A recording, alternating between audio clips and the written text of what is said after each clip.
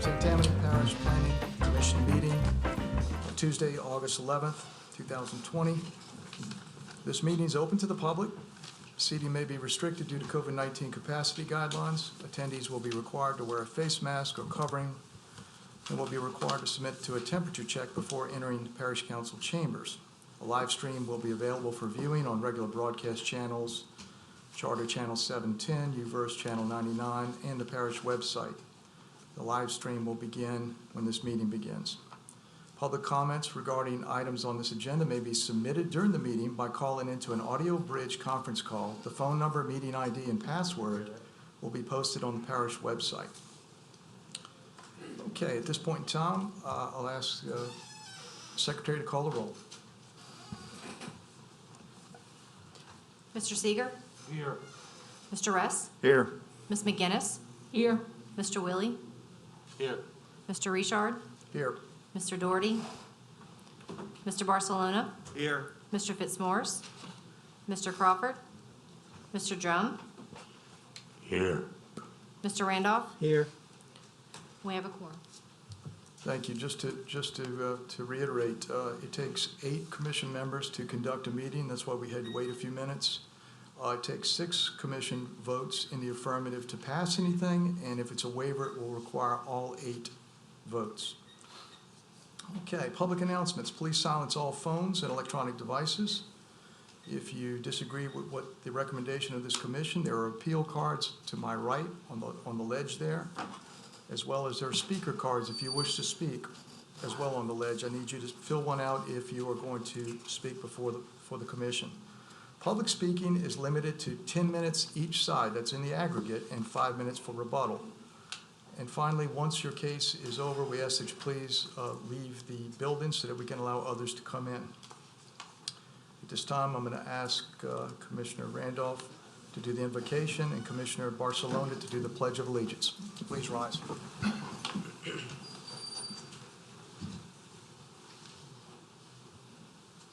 Gracious Father, once again, we stand before you with bowed down heads and lifted hearts to say thank you for your grace and mercy and that you've exhibited upon us throughout this entire day. We thank you for all the blessings you bestowed in our lives, our families, our homes.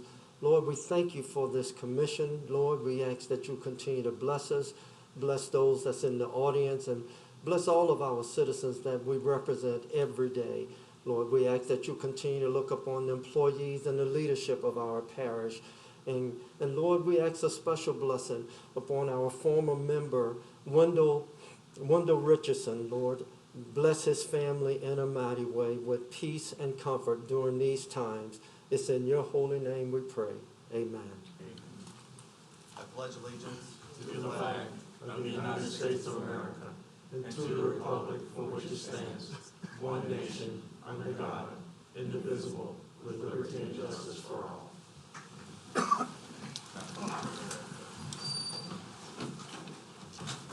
Thank you. Of course, it is a public hearing. I'm going to ask staff, do we have any requests for postponements? Yes, Mr. Chairman. On the second page, 2020-1975 MSP, a minor subdivision of 15.79 acres into lot 1, 2, 3, 4, and 5. And Mr. Paul Marone is here to answer any questions from the Planning Commission. Is there anything else, any other cases? Yes, Mr. Chairman. Also on page here.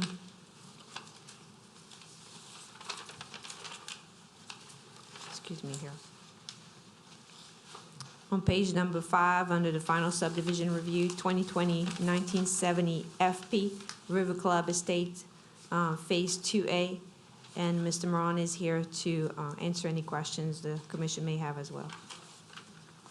Okay, I will read those 2 items into the record, and we will entertain the motion to postpone. First item. Case number 2020-1975-MSP, a minor subdivision of 15.79 acres into lots 1, 2, 3, 4, and 5. The owner and representative is Darling Design Homes Incorporated, Mr. Buddy Coate. Surveyor is Kelly McHugh and Associates Incorporated. The Parish Council District Representative is the Honorable Marty Dean. The general location of the property is located on the west side of LA Highway 1077 and proposed Desire Drive, south of Post Oak Drive, north of Galatas Road, Madisonville, Ward 1, District 1. Mr. Morone. Thank you, Mr. Richard. Paul Marone on behalf of the developer and owner of the site. Is that on? Go ahead. I think you got it. The request to table is based. Thank you. The request to table is based on the access to Lot 5. Been working with Mr. Liner, Ms. Lambert, and there's an interpretation question about how that lot can be accessed. So they have asked legal to look into that, and so we want to give legal time to do that before we ask the commission to make a decision on it. So your 30 request days is postponed 1 month? should be sufficient, yes, sir. Is there anyone in the audience that wishes to discuss this postponement, either for or against? Please come forward.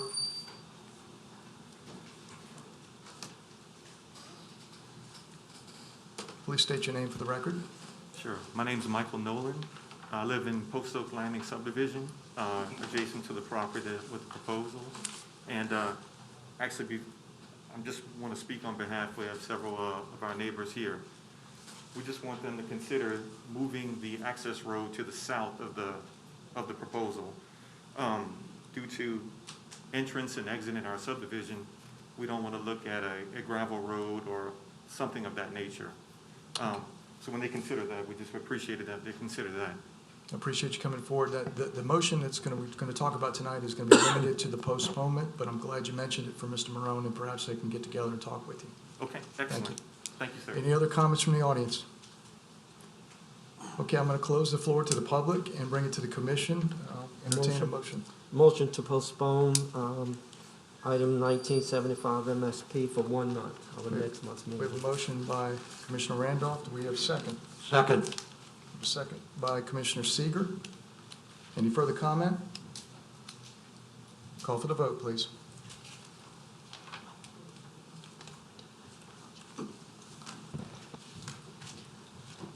Mr. Seeger? Yes. Mr. Rest? Yes. Ms. McGinnis? Yes. Mr. Willie? Yay. Mr. Richard? Yes? Mr. Drum? Yes. Mr. Randolph? Yes. Mr. Barcelona? Yes. Motion carried. Thank you. And the gentleman, I need you to fill out a speaker card. Thank you.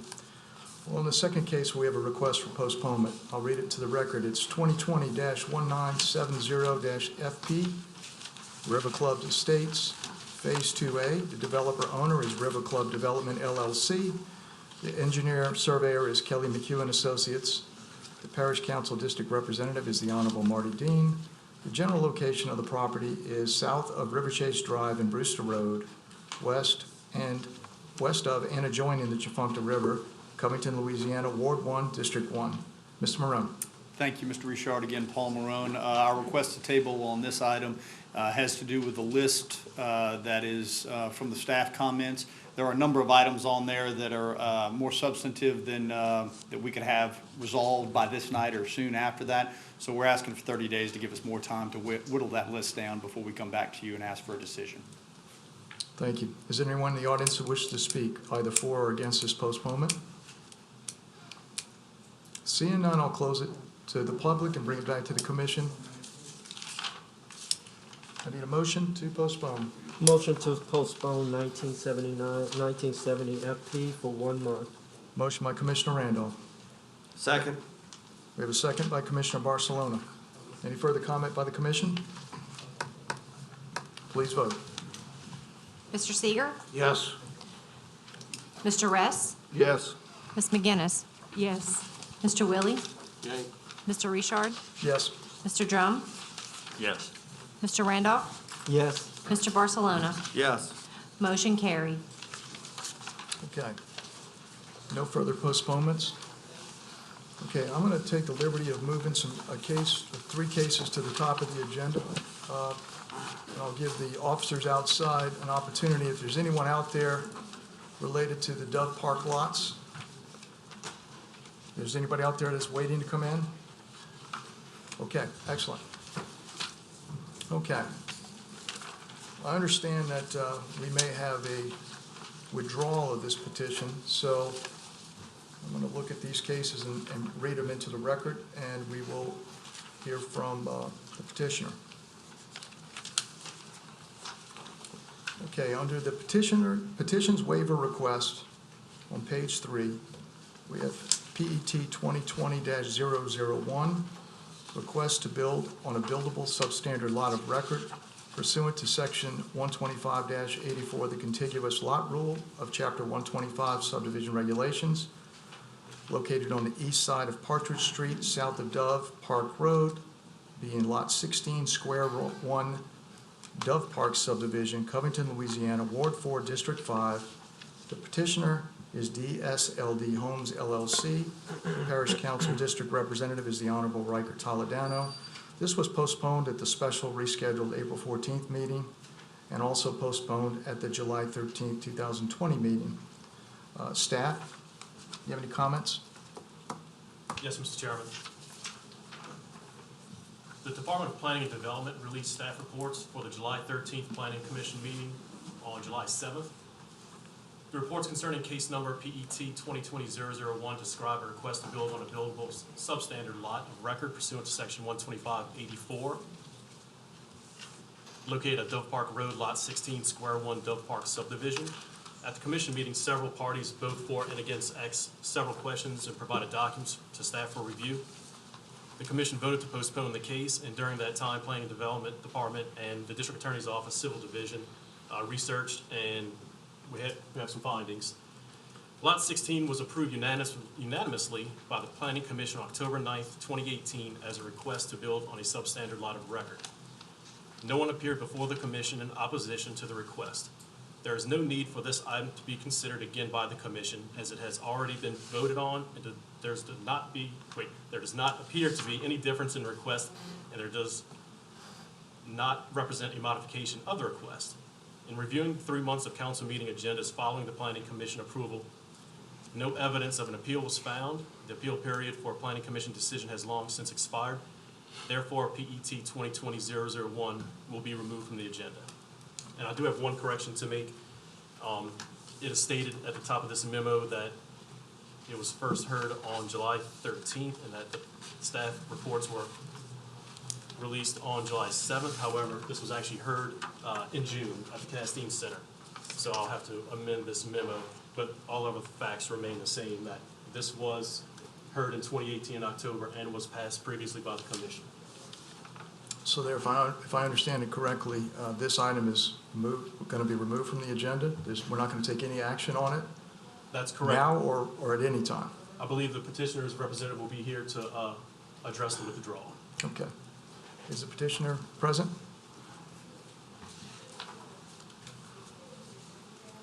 Yes, sir. Good evening. Jeff Shane of the Jones Fussell Law Firm at P.O. Box 1810 in Covington, and I represent the owner and petitioner in this matter.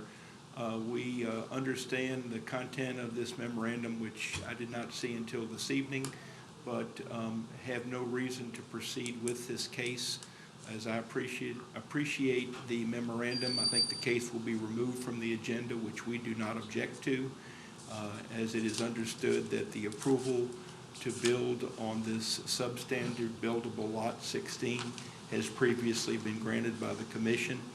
We understand that we have to comply with all of the rules and regulations as it relates to construction on this lot, but that would be to the extent that you would like the case tonight perhaps withdrawn by us. I think it's been removed, but we certainly concur that it not be heard and that no vote be taken. Okay, and this matter will not be heard in the future. It's considered final. Is there anyone in the audience that wishes to speak on this subject? Yes. I would like to point out that this memo is available for the public at the podium where we have our materials. Thank you, Mr. Lyon. See? Yes, sir. Please state your name and address. Kyle Crusta from 145 Partridge Street. I live adjacent to this property. Obviously, I mean, that's the first I'm hearing about this is already settled business. Now, the developer did put a extensive amount of fill on the property. So I know there's not a fill plan. It's not in the staff package. So I would at least ask that if we've got no recourse to stop this from being built in contradiction to the ordinance, at least let's have some good sense about how they develop it. Quite frankly, I don't recall seeing a public notice for that back in 2018. I don't know how it would pass through the commission back then because it is in direct contradiction to the ordinance, to the plat for the property all the way back to 1957, I believe. So this is pretty shocking. So I had to do some pretty good digging for, you know, something to basically violate the desires of the plurality of people in the neighborhood. So lose one for the good guys. Understand. Right. Appreciate it. Thank you.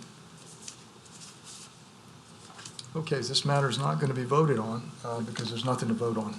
Mr. Chairman, I do have a question. Yes. The memo stated that the Planning Commission approved it back in 2018. Did it follow the right course and went to the council for their approval?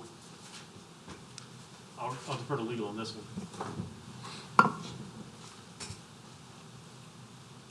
Yeah, most planning commission items actually don't go to the council unless they're appealed. So your zoning commission items go to the council for an amendment of the zoning map, but most of the planning commission items are actually directives to the staff. Okay, so they don't go just as a recommendation. It Right. goes as a final process. It goes as, if it were appealed, it would go to the council, and we looked at several months' worth of agendas afterwards, and we didn't see any evidence of any appeal being lodged. Thank you.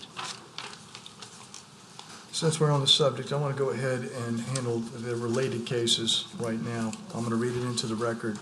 The next item on the bottom of page 3 is PET 2020-002, request to build on a buildable substandard lot of record pursuant to section 125-84 contiguous lot rule of chapter 125 subdivision regulations, located on the west side of Partridge Street, south of Dove Park Road, being lot 38, square 2, Dove Park Subdivision, Covington, Louisiana. Ward 4, District 5. Petitioner is DSLD Homes. The Parish Council District Representative is Honorable Riker Toledano. This was also postponed at the special rescheduled April 14th, 2020 meeting, which I believe took place in June. Postponed at the July 13th, 2020 meeting. Is the petitioner here?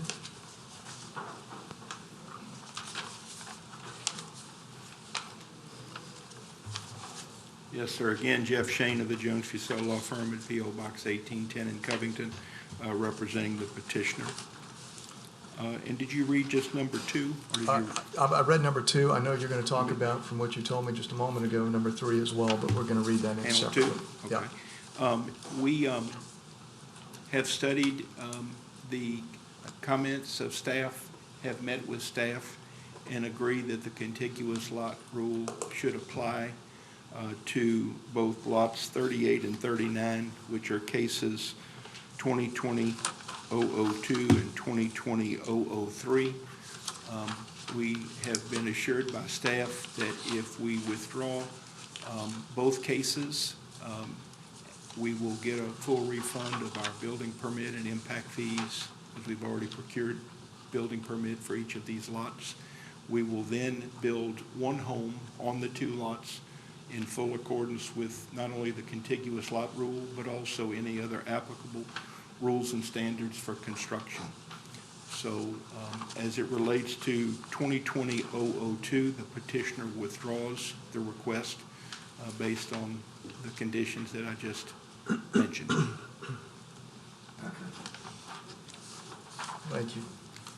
I'm going to go ahead and read the second case into the record as well at this point in time, since we're not going to be required to vote, and I'll ask the public if they have any other input. The second case is PET-2020-003, a request to build on a buildable substandard lot of record pursuant to Section 125-84 of the contiguous lot rule of Chapter 125 Subdivision Regulations, located on the west side of Partridge Street, south of Dove Park Road, being Lot 39, Square 2, Dove Park Subdivision, Covington, Louisiana, Ward 4, District 5. Petitioner and owner is DSLD Homes. Parish Council District Representative is the Honorable Reichert Toledano. This case was also postponed at the special rescheduled April 14, 2020 meeting, and also postponed at the July 13, 2020 meeting. Mr. Shane, you also wish to withdraw? Yes, sir, same comments. And if I could, I think the commission and the public should know that in the prior case, as well as these two cases, fill plans were in fact submitted to the parish and approved, and that building permits were in fact issued for all three lots. So I don't want there to be any suggestion that any work, preliminary work that's been done on those lots was done without a permit or was done without filing a fill plan. That would be part of the building permit process. There's a reason the fill plan is not in the staff report, because the fill plan is not at issue before you this evening. But we formally request the withdrawal of 003 as well, as that lot will be the second, if you will, of the contiguous lots wherein only one building will be built on the two lots.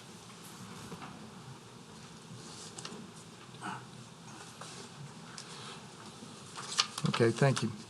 So basically, these cases are being withdrawn, and the petitioner is going to build on the two lots as requested. I'm going to open this up now to the public in case anyone else would like to speak on the matter. Yes, please come forward and state your name, address, and I need to make sure I have a speaker card on you. Hi, my name is Betsy Pitts. I live at 260 Partridge Street, and I just have a couple questions about the Lot 16 that was approved prior.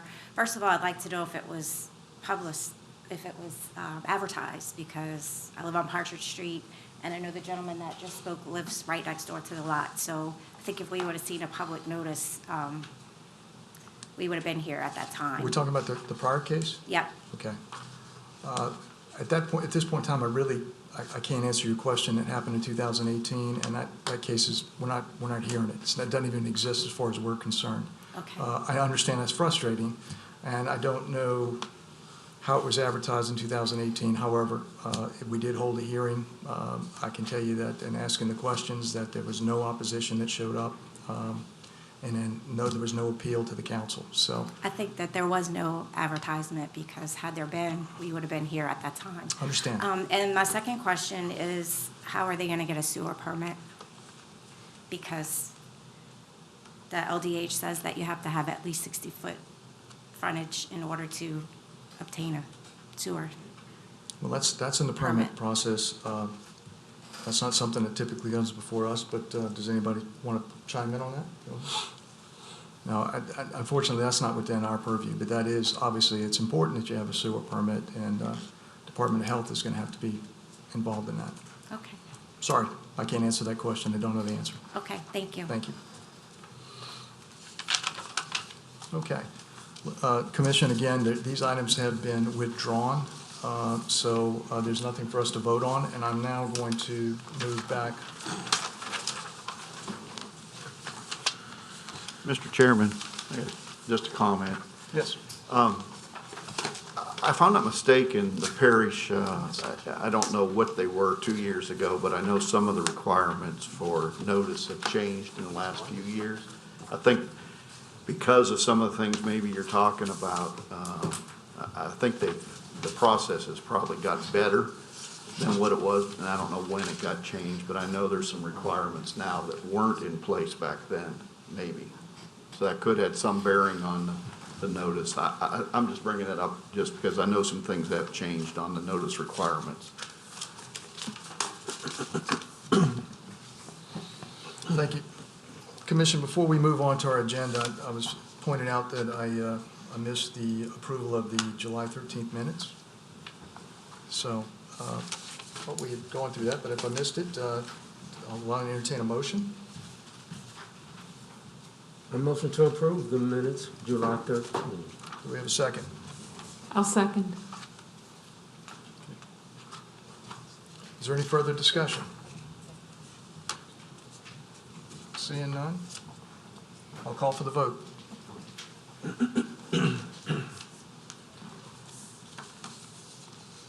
Mr. Seeger? Yes. Mr. Rest? Yes.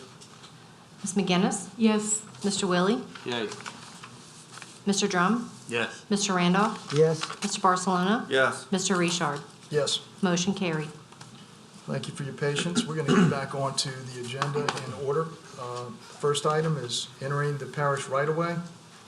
Request to enter the parish right-of-way South Street for the purpose of constructing a roadway, drainage improvements, Hellenberg Lots and Farm Subdivision. The debtors are Berners Construction. Mr. Edward Berner, Parish Council District Representative is Honorable Riker Toledano. The general location of the property is located south of Hellenberg Boulevard, west of 5th Avenue, Covington, Louisiana, Ward 3, District 5. Staff? Yes, sir. This office is in receipt of Mr. Ed Berner's request to enter the parish right-of-way for the purpose of constructing a roadway and drainage improvements in order to access his property. This office has reviewed the request from Mr. Berner and has no objection to it. Thank you. Is the petitioner here?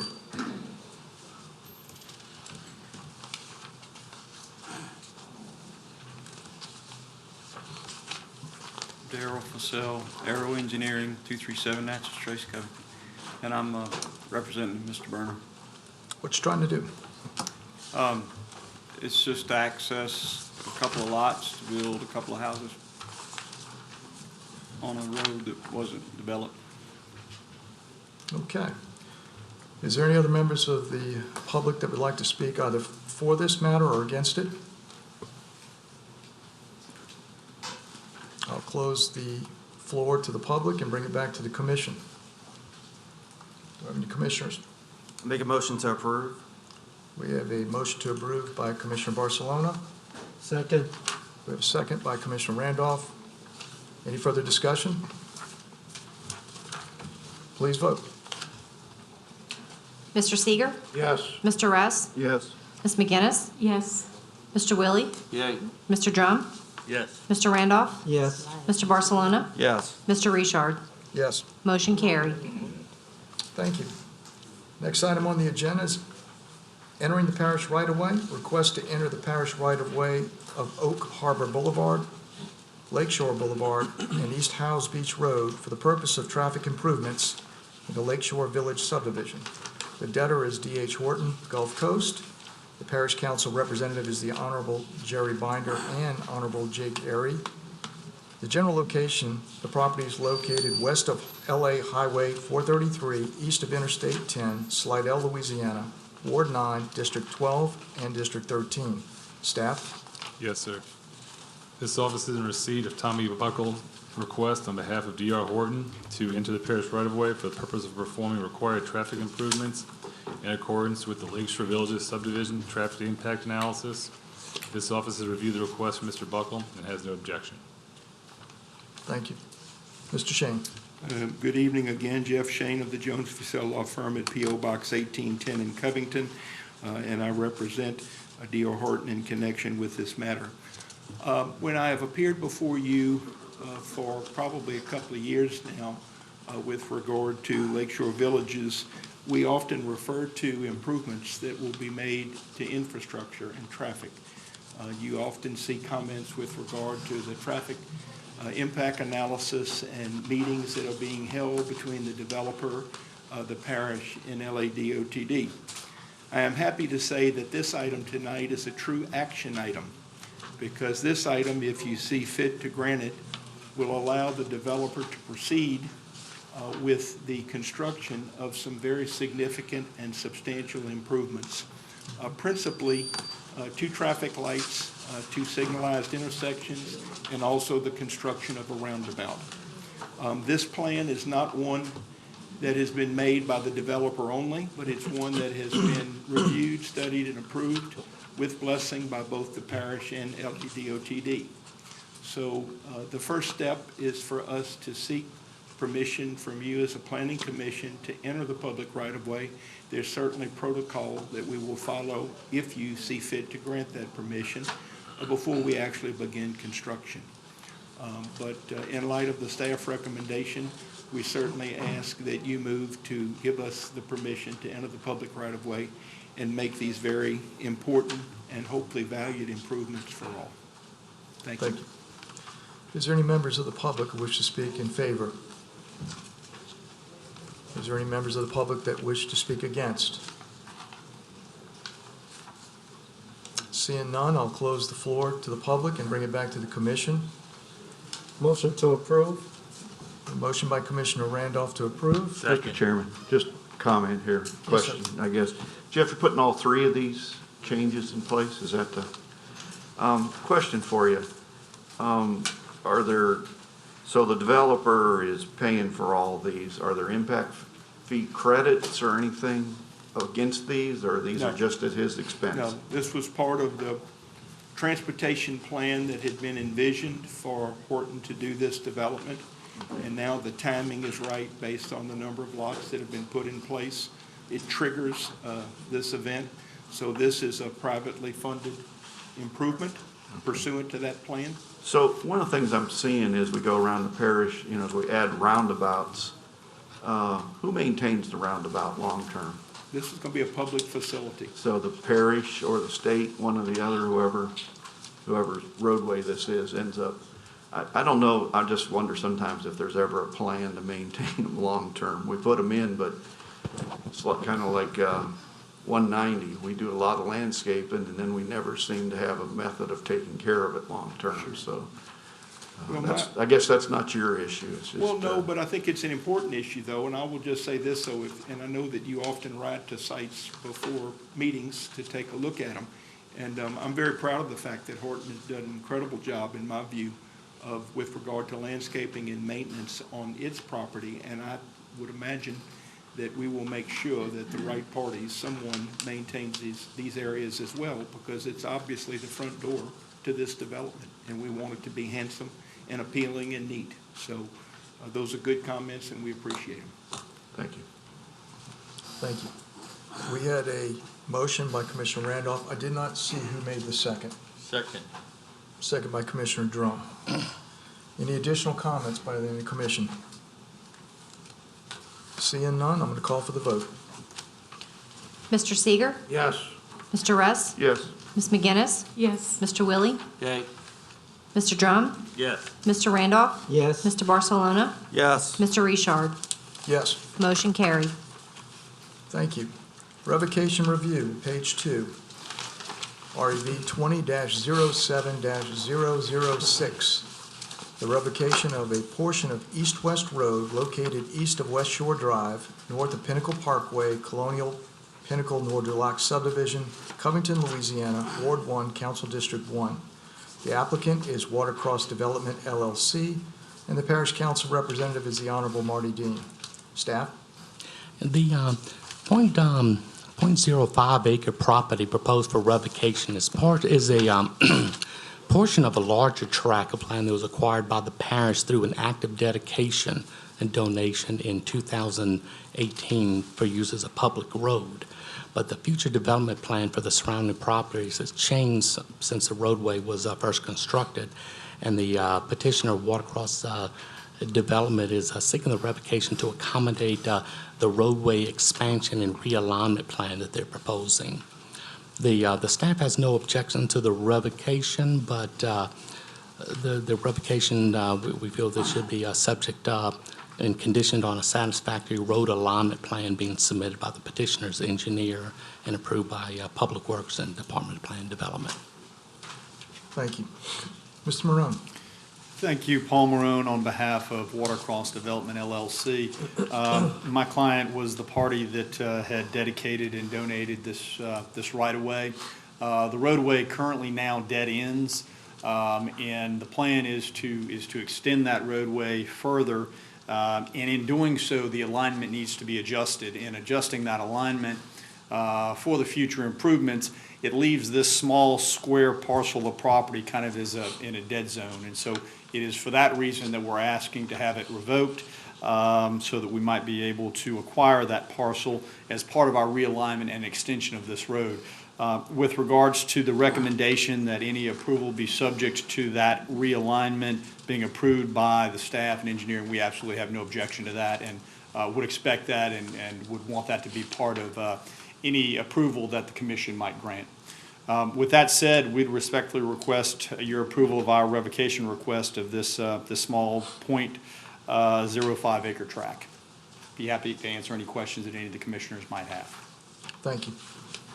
Is there anyone in the audience who wishes to speak for this matter? Is there anyone that wishes to speak against? Seeing none, I'm going to close the floor and bring it back to the commissioners and see if they have any questions or comments. Yes, sir. I'd like to make a motion to approve the revocation, and also that it be subject to the approval, the review and approval of the parish as well as of the department. As outlined in the staff comments. In the staff report. Excellent. We have a motion by Commissioner Randolph. Second. I'm sorry. Seeger. Commissioner Seeger, you second it? Thank you. Any further comment? Please vote. Mr. Seeger? Yes. Mr. Russ? Yes. Ms. McGinnis? Yes. Mr. Willie? Yay. Mr. Drum? Yes. Mr. Randolph? Yes. Mr. Barcelona? Yes. Mr. Richard? Yes. Motion carried. Thank you. We're moving on to minor subdivision review. Again, on page 2, 2020-1943-MSP, a minor subdivision of 6.39 acres into lots A, B, and C. The owner and representative is Mr. Barry G. and Ms. Julianne Vincent Mott. Surveyor is Southern Geomatics, Inc. Parish Council District Representative is the Honorable Cheryl Tanner.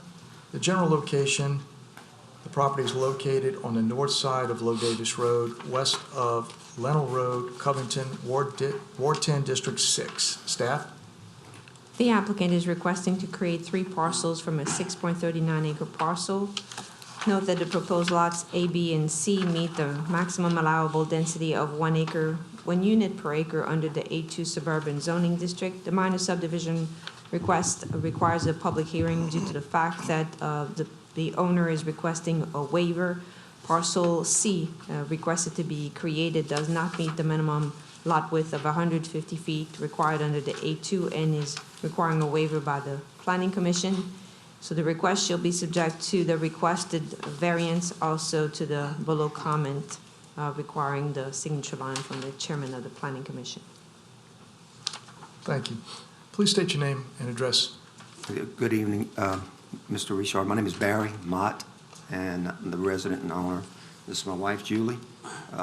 We live at 23161 Low Davis Road, Covington, Louisiana, 70435. Thank you. And what are you trying to do? Well, as you can see by looking at the packet, the survey that we implemented and designed, this was done back in 2007 and then revised again a few months later in 2008. So we obviously this was done prior to the comprehensive rezoning after that.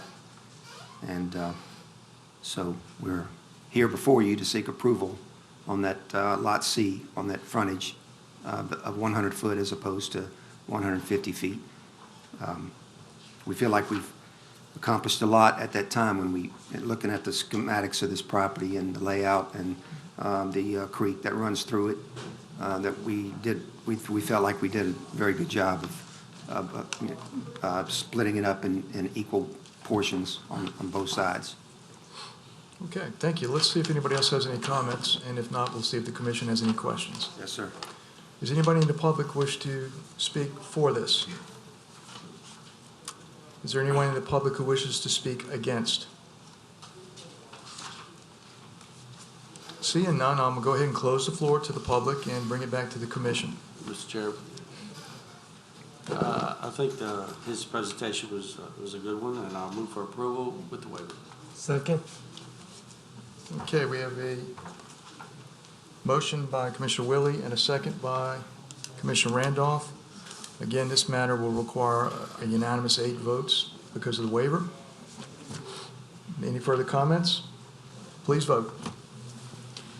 Mr. Seeger? Yes. Mr. Russ? Yes. Ms. McGinnis? Yes. Mr. Willie? Yay. Mr. Drum? Yes. Mr. Randolph? Yes. Mr. Barcelona? Yes. Mr. Richard? Yes. Motion carried. Thank you all. Thank you very much, Commission. Thank you. Okay, the next item on the agenda was postponed, so now we're on item 2020-1979-MSP. It's a minor subdivision of 20.68 acres into parcel A, B1, and B2. The owner and representative is Mr. Justin and Ms. Tara C. Motachek and Mr. Kyle and Ms. Shailene Matthews. The surveyor is Land Surveying LLC. The Parish Council District Representative is the Honorable Marty Dean. The general location, the property is located on the north side of Adrian Street, along Memory Lane in Madisonville, Ward 1, District 1. Staff? The applicant is requesting to create 3 lots from a 20.68 acre parcel. Note that the proposed parcels meet the allowable maximum density under the zoning of A3 and A1A. The minor subdivision request requires a public hearing due to parcel A and B being part of a minor subdivision approved in March of 2019. Lot B2 is 0.52 acres, which is less than 1 acre in size, requiring a waiver of the regulation by the Planning Commission. Parcels A and B1 do not have public road frontage and being accessed via a 35-foot right-of-way identified as Memory Lane and will have to be constructed up to the parish standards. And also requesting a waiver of the construction of 35-foot access servitude and required drainage prior to occupancy being granted instead of prior to the plats being recorded. So the request the request here in front of you also as the requested waiver, the approval should be subject to those requested waivers. Okay, thank you. Is the petitioner present? Will you please come forward, state your name and address, please, for the record? Tara Motachek. We live at 19 Adrian Street. Okay, and what are you trying to do? We previously bought the lot, which was .52, and we bought the 5 acres behind it a couple months after. For some reason, I'm not sure why, they were put together. Bank won't loan us money trying to build on the 5 acres because they have a dwelling on the .52. Okay. Let's see if anybody else has any comments. Is anybody else in the audience in favor of this? Is there anyone in the audience who is against this request? Okay, seeing none, I'm going to close the floor to the public and bring it to the commission. They may have some questions. Anybody have any comments or questions? I do. Yes, Commissioner. On the 35-foot right-of-way, I see how it enters parcel A, but how does it enter parcel B1? It just comes to a point.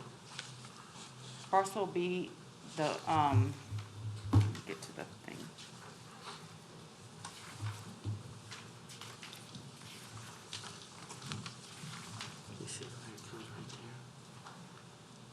B1, it goes, right when you go over to the servitude, the 35-foot, it goes, cuts into ours, which is the 5 acres. Right-of-way ends here. It goes all the way up here. Okay. She showed me. Okay. Thank you. Yes. So did I understand correct that you own parcel B2? Yes. So is that how you're accessing B1? Is through B2 or through the right-of-way? The memory lane. Okay. All right. And parcel A in the back is going to access it as well through memory lane? Yes, sir. Okay. Part of that access goes into parcel A, like that's why I was just. I see that. Okay. Is there any other questions from the commission? Yes, Commissioner Randolph. Ms. Tara, do you have any buildings already on parcel B? on the, it was lot 4, so when y'all say B, kind of confused, but there's nothing on parcel B. Okay. We plan on building 1 residence on parcel B. That's what we're trying to do. Mr. Chairman, I move for approval with the waiver. We have a motion by Commissioner Willie to approve with the waivers, and that's all the waivers that have been requested. All the waivers requested. Right. Second. A second by Commissioner Barcelona. Any further comment? Please vote. Mr. Seeger? Yes. Mr. Russ? Yes. Ms. McGinnis? Yes. Mr. Willie? Yeah. Mr. Drum? Yes. Mr. Randolph? Yes. Mr. Barcelona? Yes. Mr. Richard? Yes. Motion carried. Thank you. Okay, the next case on the agenda, 2020-1981-MSP, a minor subdivision of 1.072 acres, being Lot 11 into Lot 11A and 11B. The owner and representative is Mr. Byron R. and Ms. Melissa K. Burkhart, and the Division of Administration, the Department of Culture and Tourism, and the Office of State Parks, State of Louisiana. The surveyor is Land Surveying LLC. The Parish Council District Representative is the Honorable Michael Lorino, Jr. The general location, the property is located on the north side of Burkhart Lane, east of Fairview Riverside Drive, Madisonville, Ward 4, District 4. Staff? The applicant is requesting 2 lots from a 1.072 acre parcel, which is currently accessed via a privately owned road identified as Burkhart Lane. The minor subdivision request requires a public hearing due to lots 11A and 11B do not meet the minimum lot size of 1 acre and require a waiver of the regulation from the Planning Commission. Lots 11A and 11B do not have parish road frontage and are proposed to be accessed via a private road requiring a waiver of the regulation by the Planning Commission. Parcels 11A and 11B are proposed to be accessed via a private drive requiring a waiver of Section 125, 189, the minimum road construction standards. The request shall be subject to the above requested waivers and also the comments listed under 1, 2, 3, and 4. Thank you. Is the petitioner present? Mr. Marone. Thank you again, members of the commission. Paul Marone, this time on behalf of Mr. and Mrs. Burkhart, who are the owners of this tract of ground. This tract, I would suspect none of you are aware of because it is entirely surrounded by Fairview Oaks State Park, to give you a point of reference. And this access road that Ms. Lambert just spoke about is a road through Fairview Oaks State Park. This tract in the early part of the last century was in fact the location of a boat yard where boats were built along the Tchefuncte River. In about the middle part, in about the 1950s or 1960s, the tract was converted when the boat yard shut down and it became a residential lot, residential parcel. My client and their family have owned this parcel since, I believe, about the 1970s. Perhaps it was into the 60s. They are now seeking to divide the lot. With regards to the staff comments, the underlying zoning is A4. The 2 lots being created are each just over a half acre, which is more in line with the A3 density rather than the A4, so they easily meet the requirement for the underlying zoning. They cannot have the frontage on a public road because of the unique nature of the site in that it is surrounded by Fairview Oaks State Park. Likewise, the roadway and the waiver that we're asking for the access drive is also owned by the state. So the access has been the same for all these years. That access, as a result of a donation of the park property to the state of Louisiana in the 60s, has been owned by the state since that time. The access is as it has been, and it will have to stay that way. And that's the reason that we're asking for the waivers this evening. There are only these 2 parcels that we'll be accessing, so it really is much not much more than just a driveway to these parcels. The only other uses that really would be used, there are some maintenance vehicles from time to time that might use it to get to a barn for the park that is back in that area.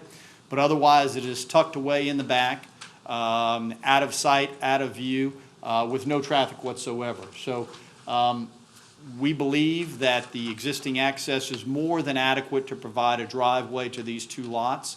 And since we don't have the ability to create the frontage or to modify the road as it exists because it is owned by the state, we are asking for waivers this evening. I'd be happy to answer any questions that you might have regarding our request or the waivers being requested, but we would respectfully request your approval of the subdivision of parcel 11 into 11A and B as set forth on the survey by Land Surveying, which is attached to your staff comments. Thank you. Thank you, Mr. Morone. Is there anybody else in the audience that wishes to speak in favor of this request? Is there anyone who wishes to speak in opposition? Seeing none, I'll return it to the commission and ask for their comment and approval. I got a question. Commissioner Ress. Paul, maybe you can answer this question. I guess I'm confused. I understood that, reading this, that 1 acre was required, but you said the zoning's A4. Good question. That's a little confusing. Good question. So the zoning, which establishes lot size or minimums, is A4. However, the minor subdivision ordinance says that the minor subdivision, to comply with the minor subdivision ordinance, it has to be 1 acre or less. So that's the reason for the waiver. We are in compliance with the zoning, but the ordinance on a minor subdivision contemplates that it will be 1 acre or more.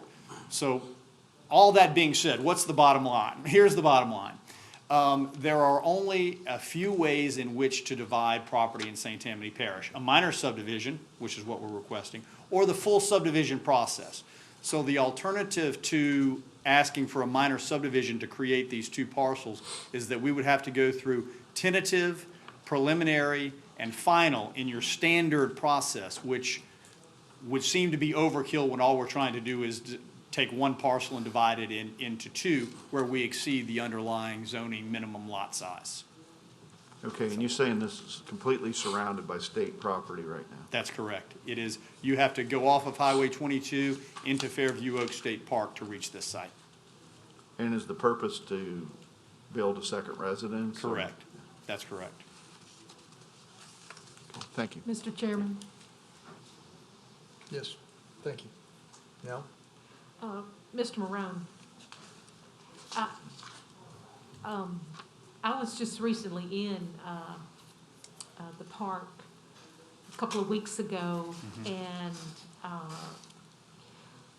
I disagree. I thought it was very visible, this metal fence that was around the property, and on your way to the back camping area and where the swamp boardwalk is.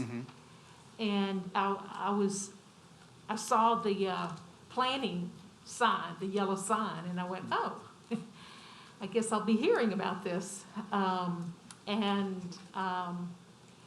So it was noticeable to me. I thought it looked odd for the park. And so I'm a little concerned of more traffic coming in, disturbing the campers. What does the state park think about this? I would have loved to have them here. Well, they have no objection. I think the staff noted the owner of the private drive servitude of passage submitted an agreement allowing the applicant to request the subdivision of the property. So based on that, I have not spoken to the state myself, but my understanding from talking to Mr. Burkhart and based on him submitting that the state did not have any objection to that. So they would be coming in through the normal access through the park?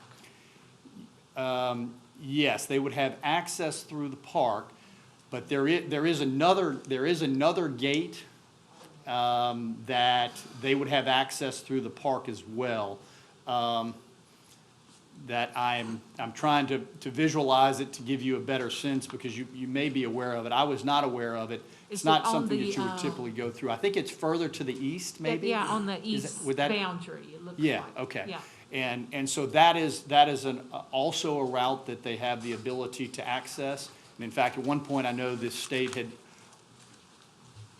suggested that the Burkharts could even gate that with a private gate if they wanted to use that way. So you would have the regular access way, but you would also have that access way that is a little bit further to the east. Well, since the park owns the road, could they request that if traffic gets too high from personal use going through the park? If the state, I think the state could request that if that became an issue. But we're talking about one additional residence, which I don't think that, but if that did, but if the traffic from that one additional residence did become an issue, then I think the state would have the ability to request that they utilize that eastern entrance. That minimize the Yeah, to minimize traffic. any impact. Yes, ma'am. Any other questions from the Yes, commission? Paul. Yes, sir. The existing owners are the Burkharts in the state at this time, right? Excuse me? The present owners own that parcel, the Burkharts in the state. Yes. Okay, after the subdivision, will that remain the same? They, Burkharts and states own both properties? Yes, the Burkharts will continue to own it after the re-subdivision. Okay. That's correct. Yes, sir, Commissioner Randall. Mr. Marone, you mentioned a few minutes ago about two driveways or a driveway. Can you explain the geography with that, how that's going to work on these two parcels? Yeah, so when I mentioned that, I said that the existing drive that actually, as you wind through and gets to these parcels, would be little more than a driveway for these two parcels. That was the driveways that I was, when I talked about, I said the roadway itself with the subdivision. Right now, it acts as a driveway primarily for one parcel. It would act as ostensibly a driveway for two parcels and some of the other uses that the park has at this time. Okay. Any further comments from the commission? Move for approval with the waiver. We have a motion by Commissioner Willie for approval with the waivers. Second? We have a second by Commissioner Randolph. Any further comment? Please vote. Mr. Seeger? Yes. Mr. Ress? Yes. Mr. Willie? Yay. Mr. Drum? Yes. Mr. Randolph? Yes. Ms. Barcelona? Yes. Mr. Richard? Yes. Motion carried. I'm sorry, I was You forgot missed. her. Oh, Miss, I'm sorry. Miss McGinnis? I You didn't missed call you. my name. I apologize. Okay, officially, Ms. McGinnis, your vote? Yes. Okay, thank you. I'm sorry. Motion carried. thank you. Okay, moving on to the re-subdivision review, just page 3. Item, case number 2020-1941-MRP. It's the re-subdivision of lots 5A, 6A, 7A, 8A, 9A, 10A into lots 5A1, 6A1, 7A1, 8A1, 9A1, 10A1, Square 12, Berg Boulevard. The owner and representative is Berner's Construction Company, Mr. Edward Berner. The surveyor is John G. Cummins and Associates. The Parish Council District Representative is the Honorable Riker Toledano. The general location, the properties are located along Peyton Court, south of Hellenberg Boulevard, Covington, Louisiana, Ward 3, District 5. Staff?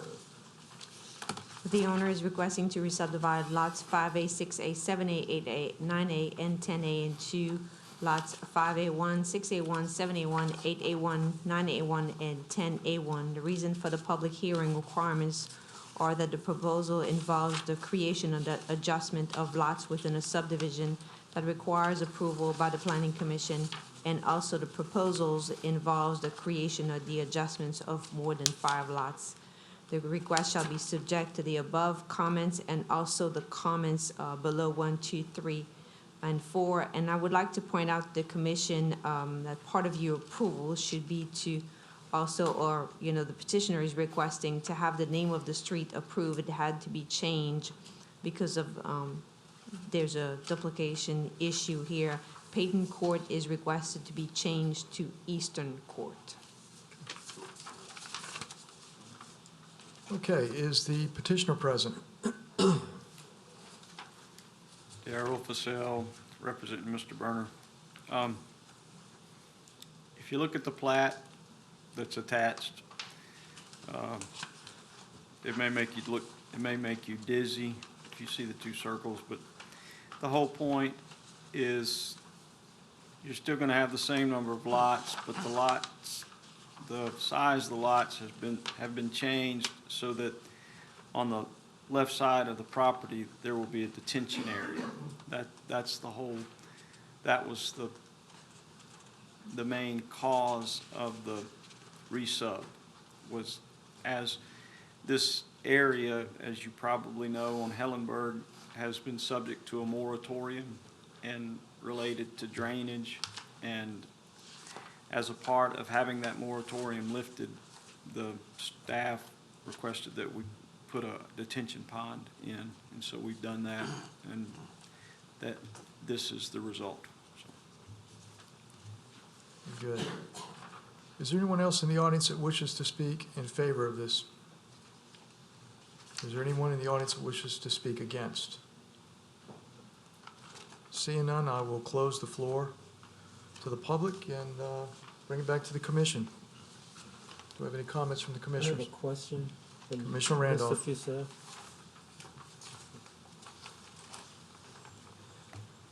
Is this case or this property the same property or related to the same property that we approved the right-of-way? No. No? No. Okay. Okay. I have no problem, if there's no other, if the commissioners have any other questions, I'm going on a vote for approve. Second. We have a motion to approve I by... got one question before we move forward. We'll get the With the question. We'll get- waivers. With the waivers. We have a motion to approve with the waiver by Commissioner Randolph, and who seconded it, please? And Commissioner Willie seconded it. Yes, Ken? I'm just wondering about the 75-foot drainage servitude. So basically on lots 5A1 and 6A1, that 75 feet is unbuildable property, no fences, no anything, right? Is that correct? Yeah, that's the detention pond. There is a pond in there, huh? Yeah. Okay, all right, thank you. Darrell, while you're up here, let me ask a question. Do you agree with staff on the name change? Yeah. From Peyton Court? So all the staff comments you agree to comply with? Yes. Okay. One other comment, Mr. Todd. Yes, sir. I'd like to really appreciate you guys putting the pond there while trying to make this work. Okay, we have a motion Mr. and a second. Mr. Chairman? Yes, The name of the street is part of the motion. I just want. yes, it is. It Okay, was thank you. confirmed that he agrees with all staff comments, and specifically Peyton Court is being removed, and you're going to have to reflect it in the plat that it's Eastern Court. Thank you, appreciate it.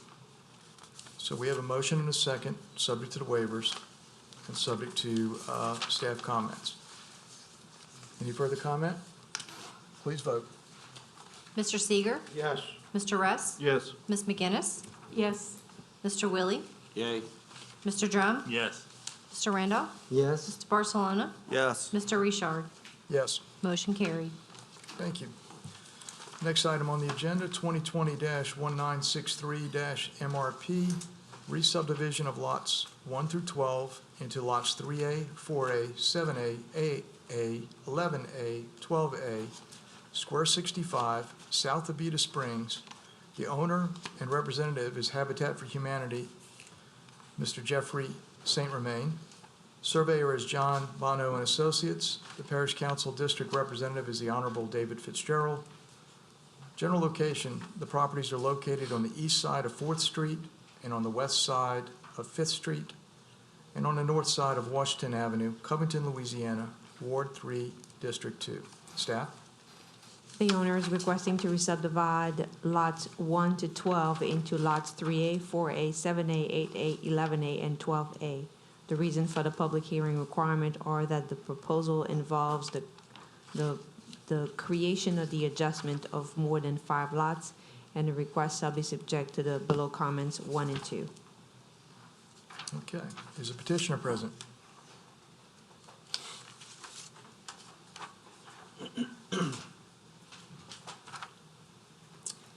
Please state your name and address for the record. Yeah, Mark Vaughn, live at 201 South Holiday Drive in Slaughter. I'm the Director of Construction for Habitat for Humanity at St. Tammany West. What are you trying to do? We bought the 12 lots and we're resubdividing them into 6 buildable lots.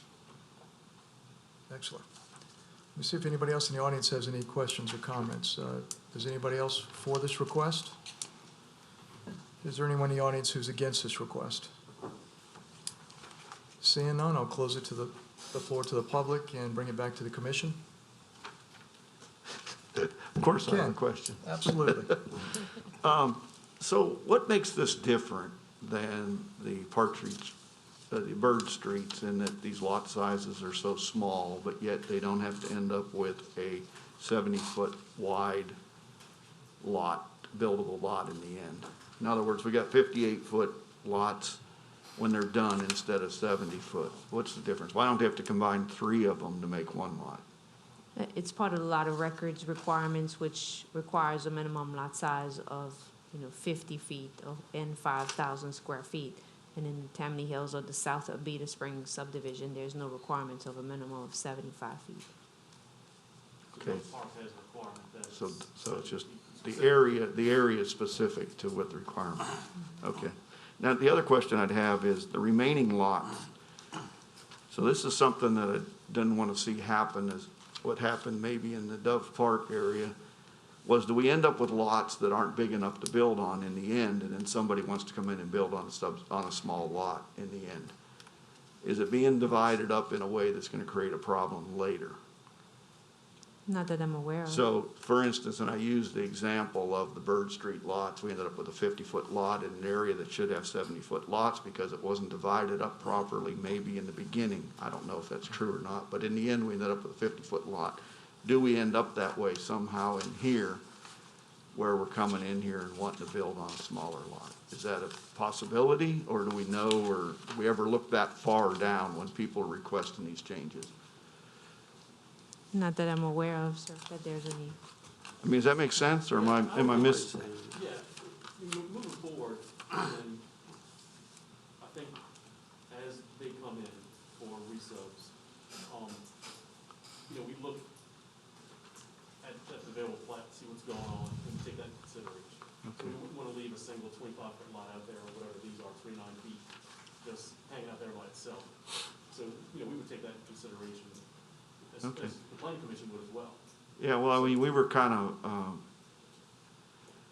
it just, when there's nothing left to buy around it, do we end up in that situation is all I want. Don't want to keep having those same type of issues come before us, I guess. So if it's not and you're comfortable with it, I'm good. To that question, obviously, the lot next door, lot 14, 16, and 18, do you know if are they vacant or is something built on it? 4th Street's not constructed. Okay, so 14, 16, and 18 are vacant lots, the ones immediately? Correct. 4A, 8A, 12A, those are all be held in inventory, but there's no road on 4th Street. It should be listed on the survey, but that didn't get written for some reason. Out of curiosity. Washington Avenue there is also not constructed. Okay, so neither one are constructed. That's all vacant land. By chance, does Habitat own lot 14, 16, 18 up to the immediate, I guess that would be to the east if this is north-south? No, it's not north-south. I don't guess know it'd be to the that. south. You don't know if they own it? I don't know. Okay. I know we do own some other property on 4th Street, but I don't know which ones. At this point in time, it sounds like it's not developed anyway, so we're not going to be left as of today with a 25-foot lot. So, thank you for your answer. Any other questions from the commission? I'll entertain a motion. Move. We have a motion by Commissioner Willie to approve. Second. We have a second by Commissioner Seeger. Any further comment from the commission? Seeing none, please vote. Mr. Seeger? Yes. Mr. Russ? Yes. Ms. McGinnis? Yes. Mr. Willie? Yay. Mr. Drum? Yes. Mr. Randolph? Yes. Mr. Barcelona? Yes. Mr. Richard? Okay. Got one more. Mr. Randolph? Mr. McGinnis? Yes. You got McGinnis? Yeah, I she did. got it. Okay, I'm She sorry. got it. That's okay. She got it. Thank you. Yes. Motion carried. All right. Next item on the agenda, 2020-1982-MRP, re-subdivision of parcels 22A1, 22A2, 22A3, into parcels 22B1, 22B2, 22B3, and 22B4, Handsome Meadow Farms. The owner and representative is Mr. Woodruff L. and Ms. Carol V. Camus Jr. Surveyor is John Bono and Associates Incorporated. The Parish Council District Representative is the Honorable Martha Casabon. The general location, the properties are located on the north and east side of Camus Lane, west of Handsome Meadow Lane, Covington, Louisiana, Ward 2, District 3. Staff? The owner is requesting to resubdivide parcels 22A1, 22A2, and 22A3 into parcels 22B1, B2, B3, and B4. The reason for the public hearing requirement is that the proposal involves the creation of the adjustments of lots within a subdivision that requires approval of the Planning Commission. The request shall be subject to the above and below comments, which is to add the signature line for the chairman. Thank you. Hello, please state your name. Carol Camus, 85416 Camus Lane, Covington, 70435. Thank you. What are you trying to do? Okay. Previously, I had, a few months before this new survey, a survey done because we're getting ready to sell our house. And I gave them instructions that I wanted 75 feet from the front corner of the house to the edge of the property line. They did not do that. I looked at it and realized they went from the back corner, which encroached upon the pond that sits next to it. So Mr. Bono came out and redid it, and while he was there, in the meantime, my grandson decided to move over, so I said, survey the piece next to that, and let's just go ahead and make all the properties go all the way back to the property line. I don't want any landlocked properties, and that's the story. Simple. enough. Let me see if there's anyone in the audience that wishes to comment on this. Does anybody wish to comment for this matter? Does anybody wish to comment against this matter? Seeing none, I'm going to close the floor to the public. I'm going to bring it back to the commission. They may have some questions. I have a question. Yes. Ms. Camus, you've been there since the beginning of that subdivision? Yes, I have. Okay, I know originally that was, subdivision was illegally developed at the very beginning. And the property lines went into the middle of the road. Is all that? Oh, yeah. You remember that? Right, right. He said, That's you been can about 30 donate years the ago. property to the parish, that middle of the road, to your thing. And I said, I don't think so. Yeah, well, he put it in the subdivision, well, come forth process. That's how it all started. Yeah, it was Johnny Smith. Right. And so all that's been resolved as far as the property lines going into the middle of the road? No, mine No. don't. So the property lines still go? My property line It's become parish right starts- away since then, so. Quite a, in fact, I think everybody's done. Y'all had to sign off on something for the? No, I wouldn't go to sale till it was done. Okay. So I don't know what they did. Okay, I move for approval. We have a motion by Commissioner Willie for approval. Second. Second. Second. Second by Commissioner Randolph. Is there any further comments from the commission? Seeing none, please vote. Mr. Seeger? Yes. Mr. Russ? Yes. Ms. McGinnis? Yes. Mr. Willie? Yay. Mr. Drum? Yes. Mr. Randolph? Yes. Mr. Barcelona? Yes. Mr. Richard? Yes. Motion carried. Thank you very much. Okay, the next three items have been withdrawn, so now we're on to, there's no dormant subdivision review. We're on tentative subdivision review, bottom of page, or top of page 4. First item, 2020-1951-TP, Lakeshore Villages Phase 6, Developer owner is D.R. Horton, Inc., Gulf Coast. The engineer surveyor is Duplantis Design Group. Parish Council District Representative is the Honorable Jake Airy.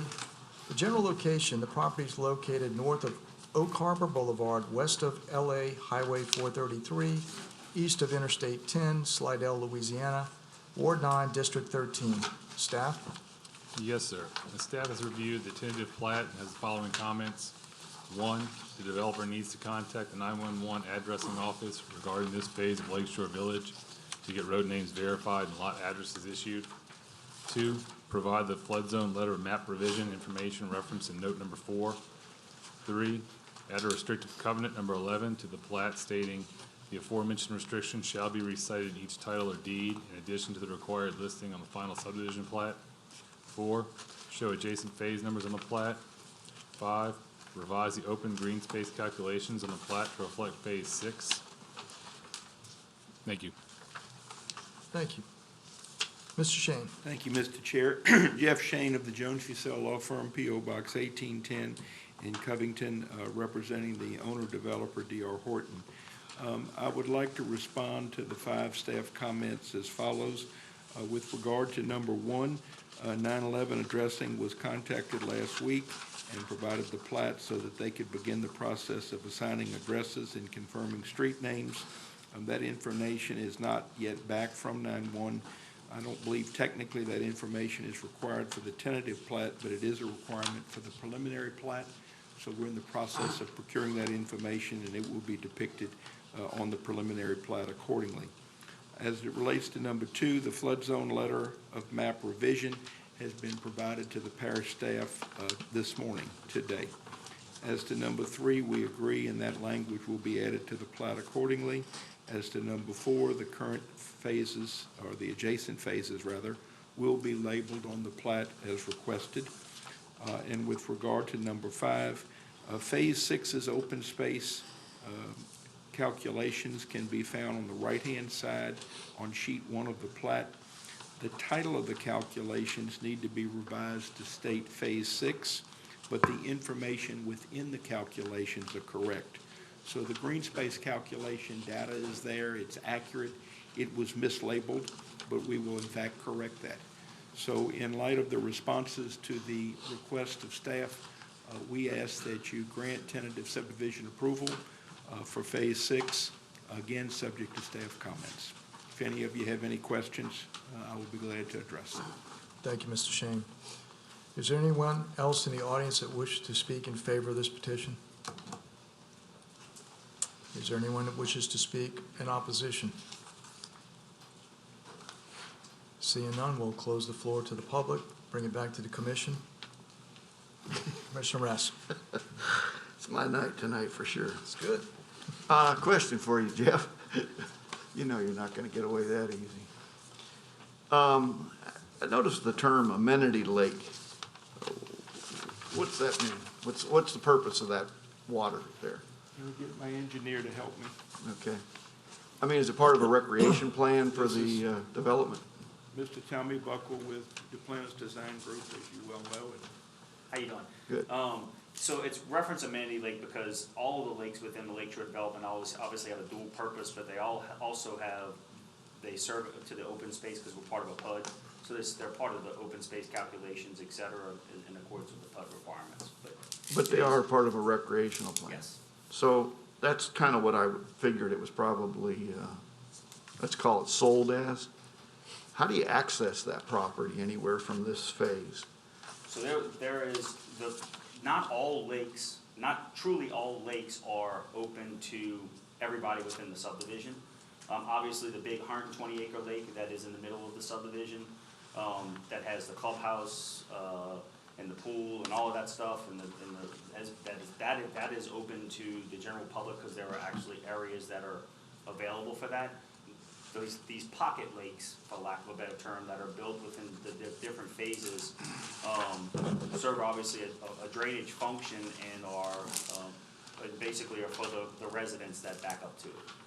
I mean, it's a 5-acre lake. Oh, yeah. And it connects, does it connect to the other bodies? Yes, and they're connected via storm pipe subsurface. So, I mean, it just seems like, and right at the bottom of Spruce Key Lane, you've got it looks like a wetlands area that's at the end of that cul-de-sac.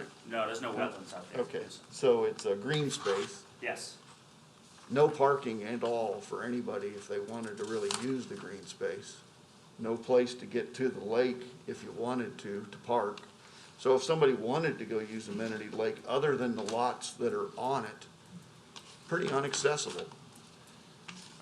yeah. It seems like a little bit of a loss to the residents of the area not to be able to access from different places versus, and maybe if I saw the whole plan, Sure.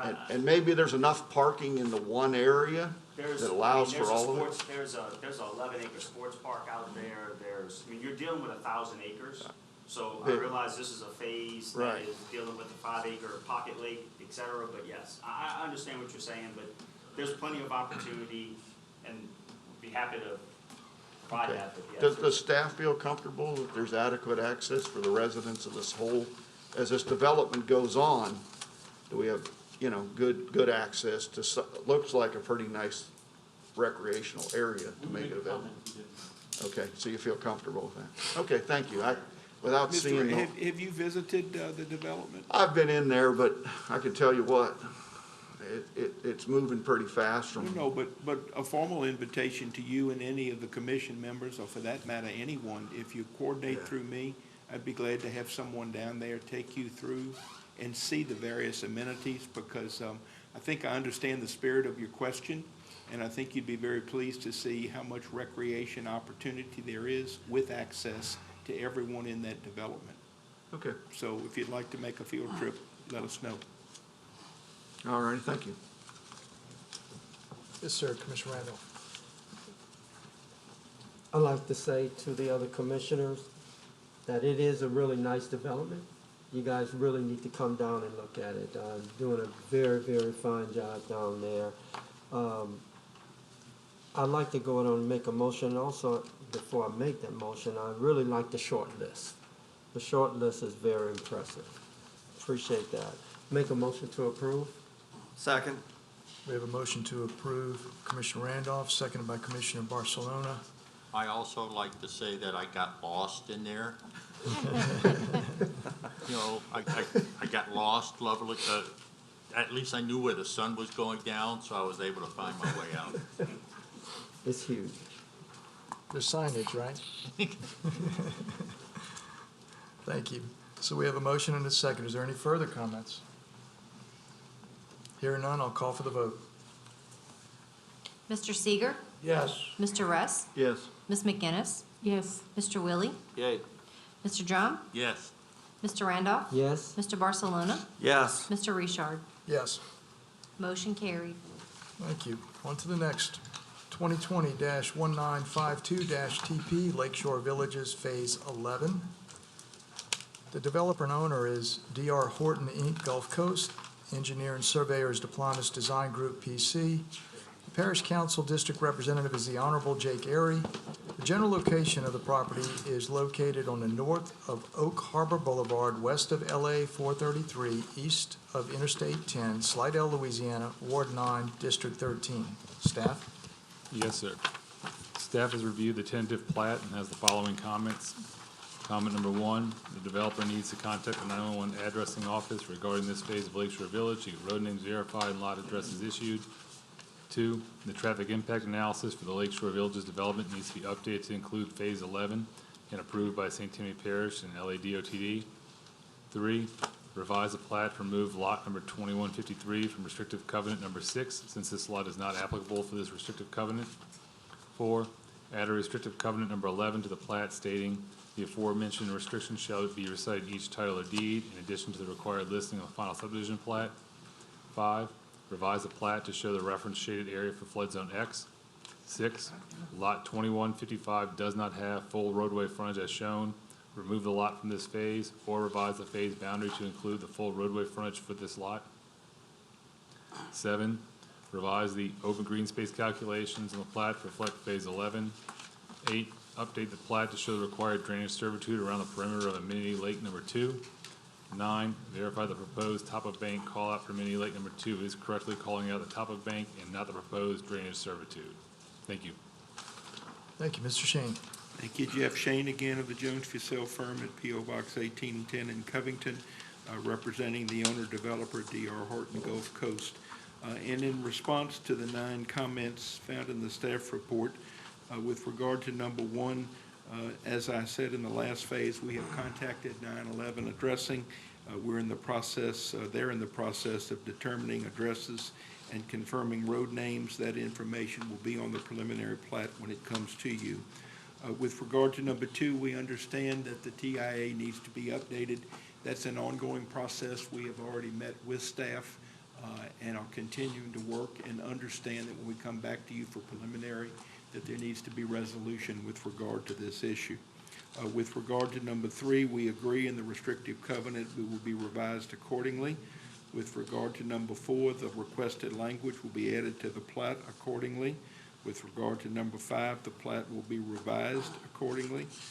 With regard to number 6, for any portion of Phase 11 to be recorded, the portion of Phase 9 that provides access to Phase 11 will have to be recorded as well.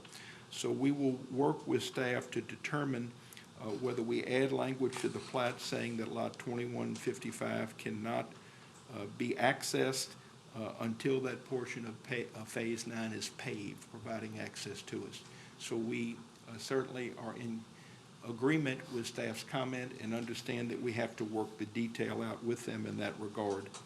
With regard to number 7, again, similar to my prior comments tonight with regard to Phase 6, the open green space calculations are in fact correct. They can be found on the right-hand side of sheet 1 of the plat. The title of those calculations needs to be revised to accurately state that it's Phase 11, but all the information in it is correct and code compliant. With regard to number 8, the plat will be revised accordingly. And with regard to number 9, the proposed top of bank call-out is correctly pointing to the proposed top of bank. When the drainage servitude is added to address comment number 8, that's the earlier comment that we just saw, the servitude will encompass from the water surface through the bank of the lake and extend 20 feet beyond the top of the bank to comply with the parish ordinance regarding distance between structures and drainage features. So we acknowledge the requirement. We're going to make the necessary adjustment, and it'll be code compliant. If any of you have any questions at the appropriate time, I'll be glad to address them. Thank you. Thank you, Mr. Shane. Is there anyone in the audience that wishes to comment either for or against this proposed tentative plan? Seeing none, I'm going to go ahead and close it to the public and bring it back to the commission. Anybody like to comment? Motion to approve. Mr. Chairman, I have a question. Oh, certainly. Once the TIA is updated to include Phase 11, the results of that update, will the results of that update impact the roundabout improvements on Oak Harbor Boulevard and the signal improvements? Will that be incorporated into those improvements? Or is it related? Yeah, no, Tommy Buck will do Plan Design Group. So the actual TIA that has been done to date has been done for full build-out, all 13 phases. Okay. And the improvements and the recommendations that we're implementing right now that we just got the end of the right-of-way in is for full build-out of all 13 phases. Okay. What staff had asked for because it's this is kind of a different animal because of the size, et cetera. But what staff had asked for is at some point through the process, which we all agreed to would be after Phase 10, that we would kind of hit the pause button, not pause button, but we would recount and re-verify the actual improvements that were projected out for full build-out. Just as a mechanism, that's not normally what happens, but a size and a scale of this development, everybody felt that was prudent and we agreed to it. The challenge is, and we've talked about this, and that's why Jeff said we've met with staff on it. Right now, the interchange is under construction, so we can't go, and DOT won't let us go count it and toll that. And so the timing of this, we're working with staff on, because as soon as we can count it, we will. But all the full build out all the improvements are for full build out of all 13 phases. Okay, that answers my question. Thanks. Great. Any other questions? I'll entertain a motion. Approve. Commissioner Randolph, motion to approve. Second. There's a second by Commissioner Barcelona. Any other comments? Please vote. Mr. Seeger? Yes. Mr. Russ? Yes. Ms. McGinnis? Yes. Mr. Willie? Yay. Mr. Drum? Yes. Mr. Randolph? Yes. Mr. Barcelona? Yes. Mr. Richard? Yes. Motion carried.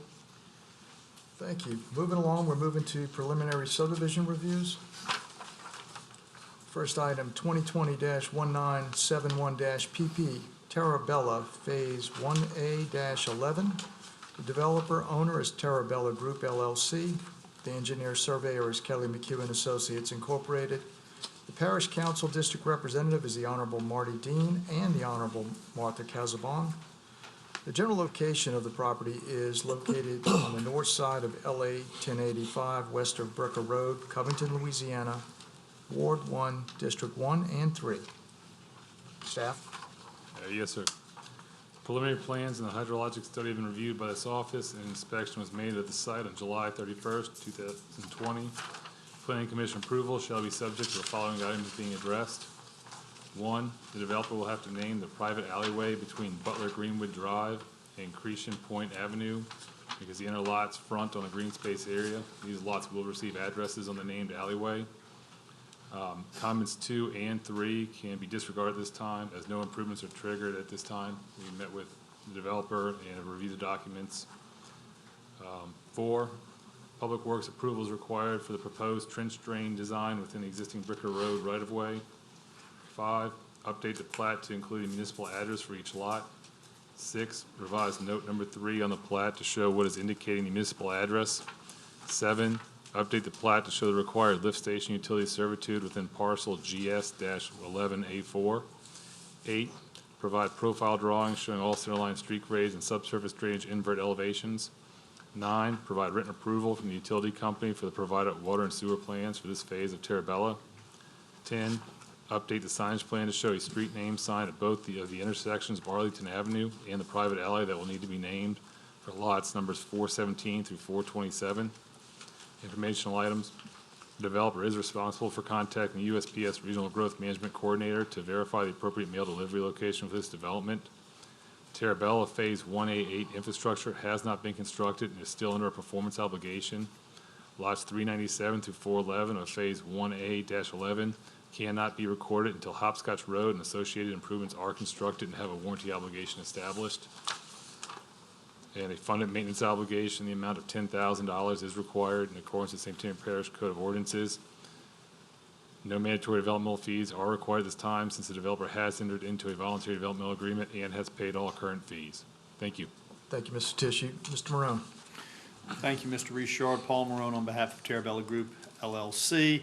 With regards to Phase 1A11 in Terrabella Subdivision, we have gone through all of the staff comments, and we will comply with each and every one of those.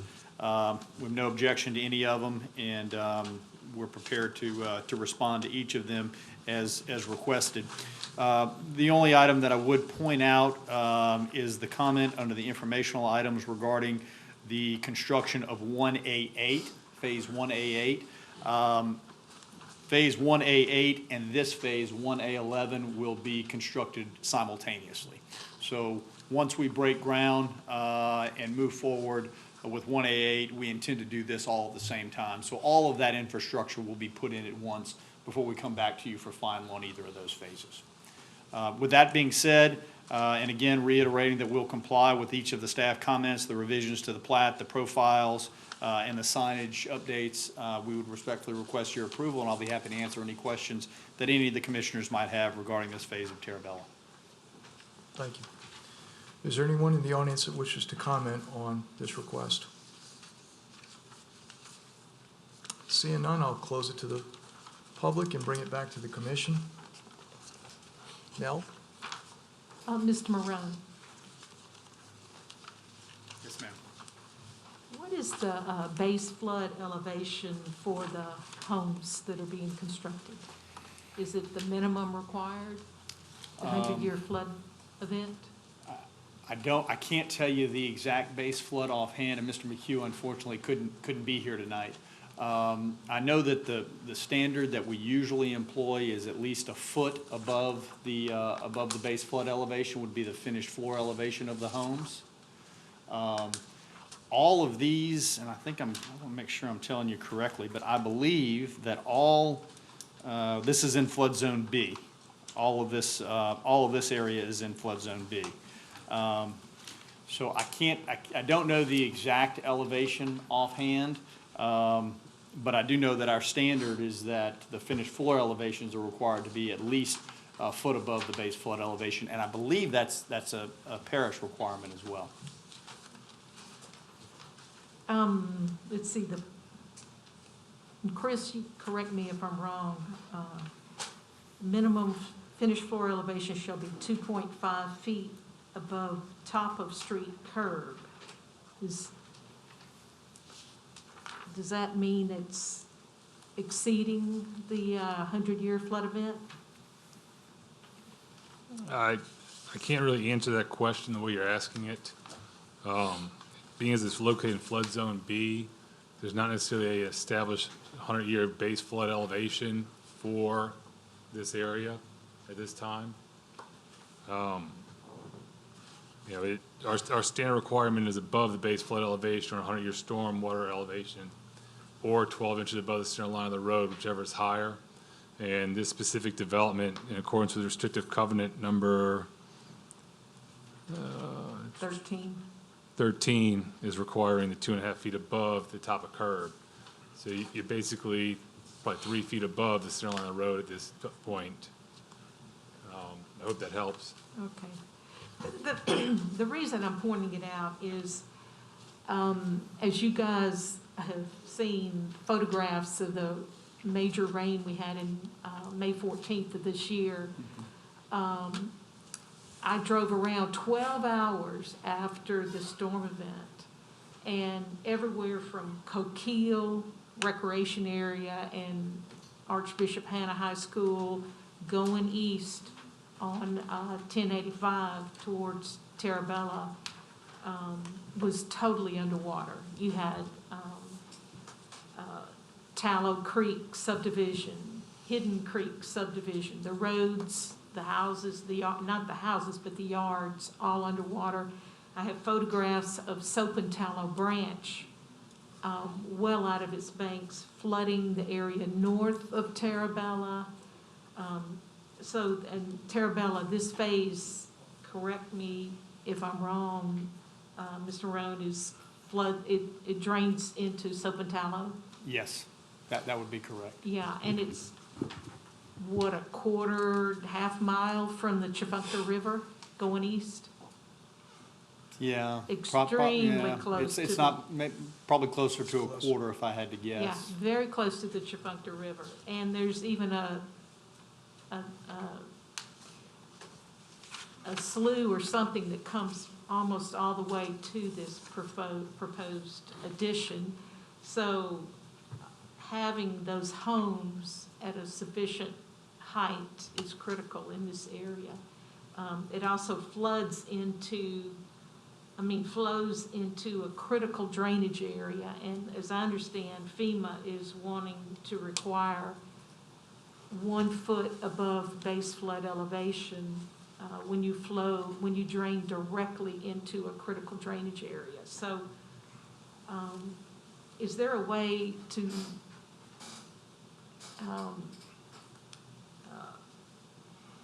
vote on this and make that a condition, that it's at least 1 foot above required flood elevation or the adjacent flood elevation?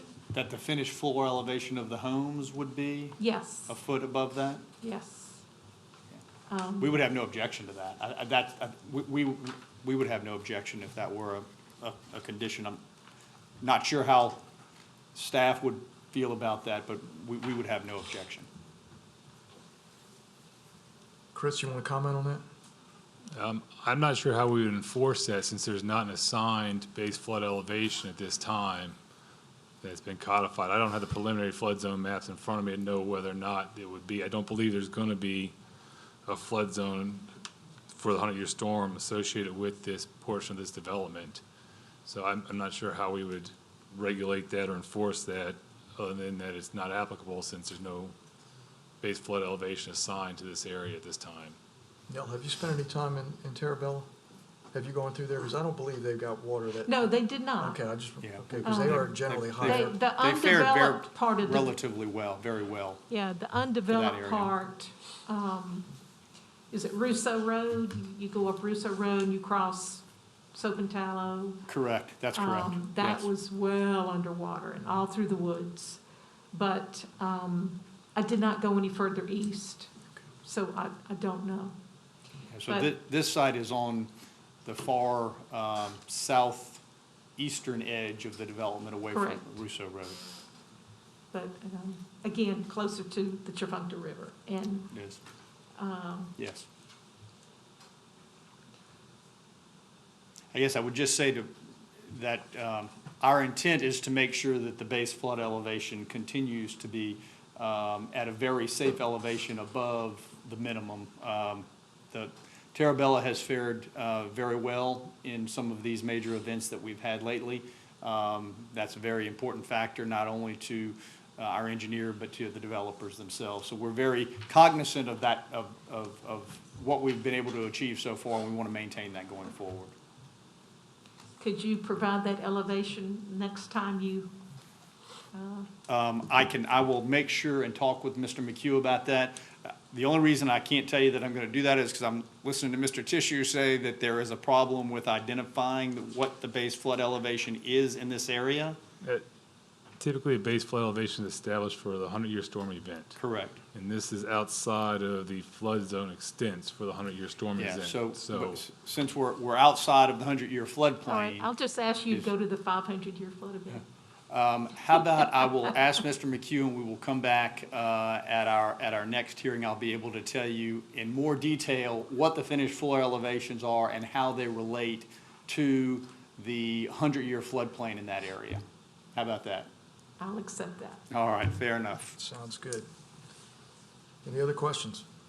Can I get Yeah, a just motion? one question Yep. here. On the number 8 on your covenants, so just the question is, did we have a previous waiver for this whole development about the 60-foot ordinance on the corner lots for driveways? I see you got 35-foot on some of these in here on number 8. And of course, the lots aren't even 60-foot wide, so it would have been pretty hard, but was there a waiver or didn't require a waiver back? I don't, I'm looking at Ms. Lambert on that. I know that this PUD was approved back in, I think, '06, so it could have been that, and at that time, I believe there would have been tentative for PUDs, but I know that it switched around that time. And these homes are typically rear loaded from an alley, correct? Correct. So Yes. there's no driveways on That's correct. main streets. In many instances here, that's the case, which does make this unique. So that's a good point, Mr. Richard. In many instances, the issue that you typically face is the driveway location from the corner. In most of these lots, there is no front driveway from the corner. They're all accessed off, not all, most are accessed off of a rear alley. Correct, I mean, I understand that, but a corner's a corner, isn't it? Whether it's off an alley or it's in a main street, what's the difference? You actually have, No. some that have the green space. Correct. And So there's then- green space along I'm that edge just as reading well. I'm just reading the restrictive covenant. It just talks about 35-foot from the corner, and it talks about 60-foot. It gives you the choice, kind of. And I just thought that was unusual, unless there was a waiver established somewhere or something else that I'm not aware of. It must have been approved as part of the PUD. I mean, I could double check, but more than likely, that's how Right. it was approved originally in 2004. The other thing that is unique about this that most developments don't have is that when this PUD was approved, there was a design code that was approved along with it that I believe would have set out, which is why you see some of that language there. I believe that's in the Architect Southwest Design Code. Okay, and I'm just asking because if we needed a waiver, the lots don't almost allow for that in the width of the lots themselves, but there was no ask for a waiver here, and yet it's in the covenant, so that's what I was trying to make sure. All righty? Move to approve. We have a motion by Commissioner Seeger to approve. Do I have a second? Second. Seconded by Commissioner Willie. Any further comment?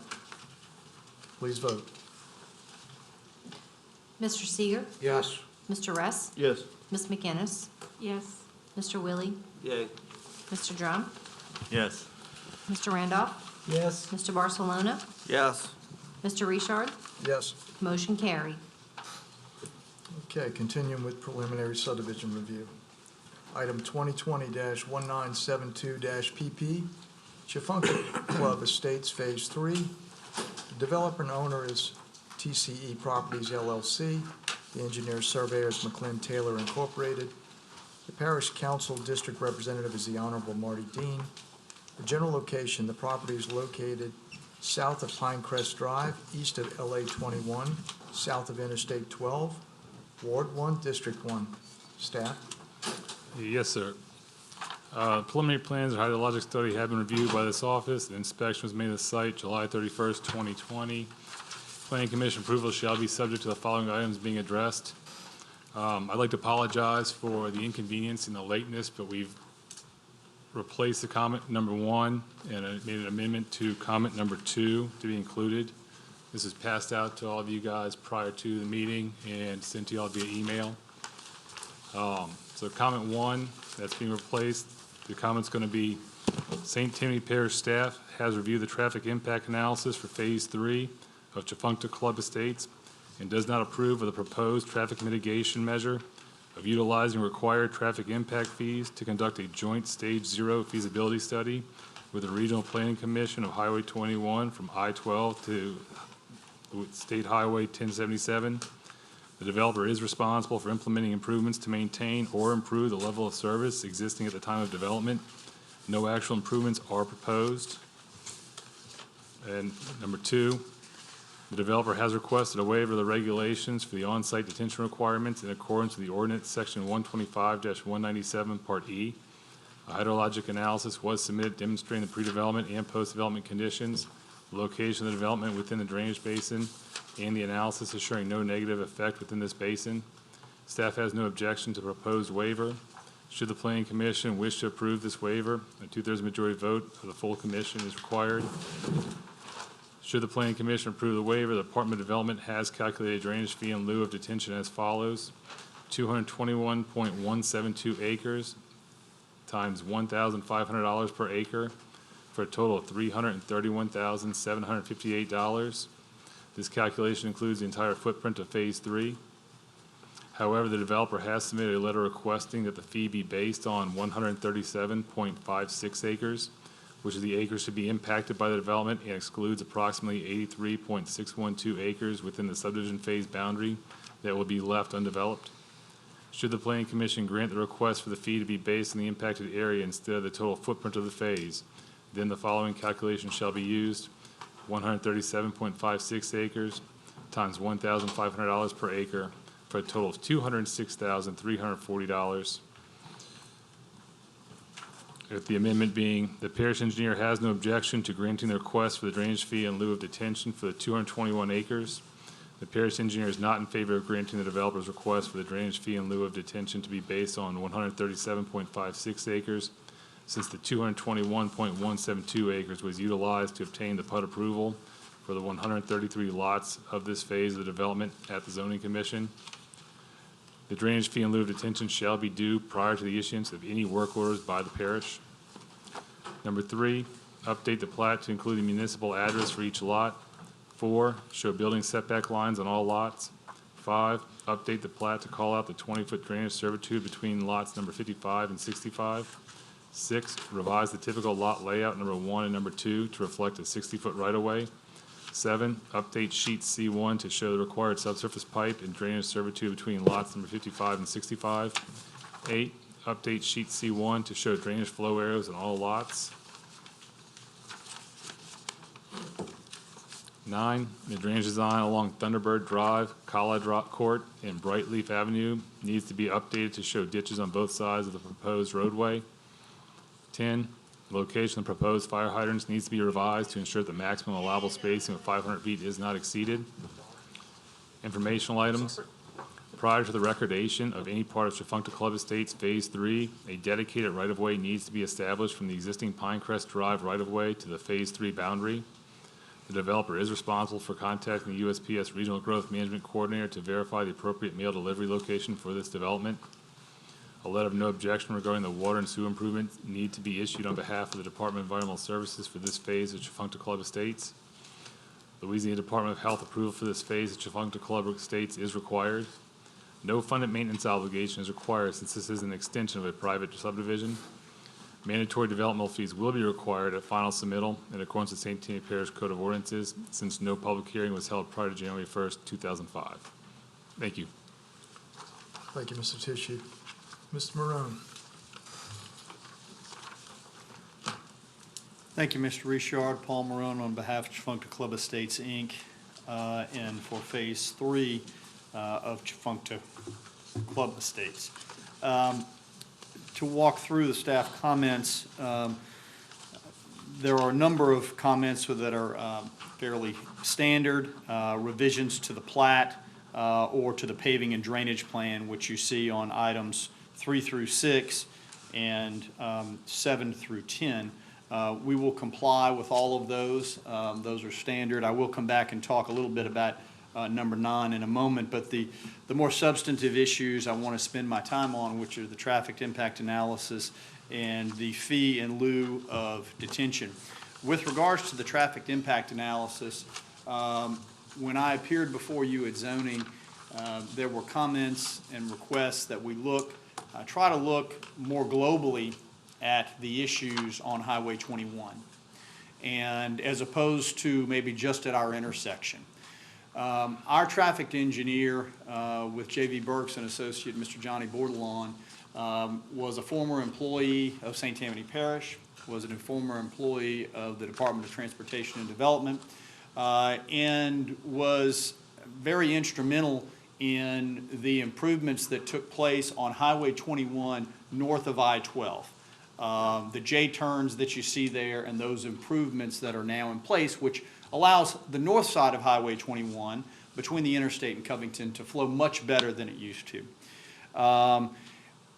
When he did the traffic study and he looked at the areas in question, it was his belief that the best approach for the entire south side of Highway 21, from the split at 1077 all the way up to Interstate 12, was to do the same thing that was done at Highway 190 and the same thing that was done at Highway 21 on the north. And that was to look at the entire area and to try to come up with a comprehensive plan just like that was done there. What they did there and how that first started on the north side of Highway 21 was that the Regional Planning Commission needed to be engaged and the parish needed to fund their portion of the study. That's the first step that then identifies exactly what improvements are due in that corridor, and then it can move forward to the construction phase.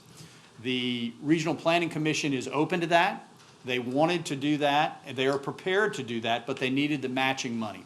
So Mr. Bordelon suggested to us that we can create and construct J-turns immediately in front of Chifuncta and Leilani Drive. So in other words, when you come out of Pinecrest Drive, you would have to take a right, hit a J-turn to go south.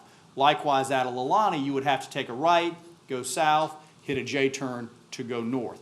That would fix the intersection of those two streets, and that would resolve the capacity at that intersection. And we are prepared and willing to do those constructions in accordance with what the staff has commented there. But I wanted to give you the background about what we hope to accomplish. So we had hoped that the fees that would be spent on that fix, which will not help fix, it will fix that intersection and it will provide some relief to that intersection, but it will not fix from the split at 1077 all the way to I-12. And we felt like it would be a better use of those funds to be a part of a global solution in that problem as opposed to that individual improvement. That all being said, we are ready, willing, and able to do the individual improvement that is required. The traffic study can be amended. He already knows what those improvements are. He's already run those changes. He's aware that the traffic, that the grades on that intersection will be improved by that, and we will do that. We just felt like it was a better step for the whole area to go the global route. But again, we will comply with what the staff and this commission and the council and the administration feel is in the best interest of the parish and is in accordance with the ordinances. And if that is the construction of those J-turns, then I just want you to know that we're ready, willing, and able to do that, and we'll comply with that. With regards to the fee in lieu of detention, if you look at our plan, you will see that we do not have retention ponds. Rather than creating retention ponds, given where we are in the basin, at the bottom of the basin, we are proposing the fee in lieu. Now, you will see there is some construction there, and this is an aside from the fee in lieu calculation. But in this area, so what happens is, if you have a typical rain event, the water flows into the swamp and then into the Tchefuncte River. It's not really an issue. The issue becomes when we have south winds and the river backs up, right? And the water can't get out. So rather than creating ponds that we did not feel like would have a meaningful impact, we're going to excavate and create additional floodplain storage. About 60,000 cubic feet of additional floodplain storage. Now, what is the impact of that on the Tchefuncte Basin, which is a huge area? 60,000 cubic feet is not huge. But in our little area, in this phase of Tchefuncte and with Brady Island next door and those areas, that is additional space for water to go when the water backs up. And so we believe that's a good use of the area. We think that's a better use than the ponds. There were some comments about that when we came before you in zoning. And so I just wanted to point out that what you see on your plan is not retention, but is actually increasing the floodplain storage in our area. With regards to the calculation of the fee in lieu, we respectfully disagree with the staff's recommendation, and here's why. First, to my knowledge, and I can be corrected if I'm wrong, but I have never seen this calculation be made on the entire site, not one time. I can count the number of cases where this has been implemented. I would say I've probably handled 3 or 4, maybe 5 over the years. I know Mr. Shane has handled probably at least that many, maybe more. And to my knowledge, the calculation has never been made on the area of the projects that are being undisturbed. Why is that? We suggest to you that it seems patently unfair to charge an additional $125,000 based on property that after the development is constructed is going to be the same as it is today. It is not within the footprint. It is being preserved in perpetuity. If we were constructing retention, which this is a fee in lieu of detention, then the water from those undisturbed areas would not be going into our ponds. So we would not be constructing those ponds in anticipation of taking that water in. So I would submit to you, I would suggest to you that a fair calculation of the fee should be based on the impacted area. And that's what we've proposed. That is how the calculation has been done to the best of my knowledge in every other instance where this has come up. Now, I know that over the years, last several years in particular, we have had discussions about this item. And I know that the comment has been made, you know, really the council probably ought to deal with the language in the ordinance so that it takes you and me and probably the staff out of this debate. And I think that is probably one thing, no matter what you decide tonight, we all agree on. That this, as the administration looks to rewrite the ordinance, this is something that I think needs to be looked at closely. We would suggest that it should be the impacted area so that it's clear for everybody coming forward.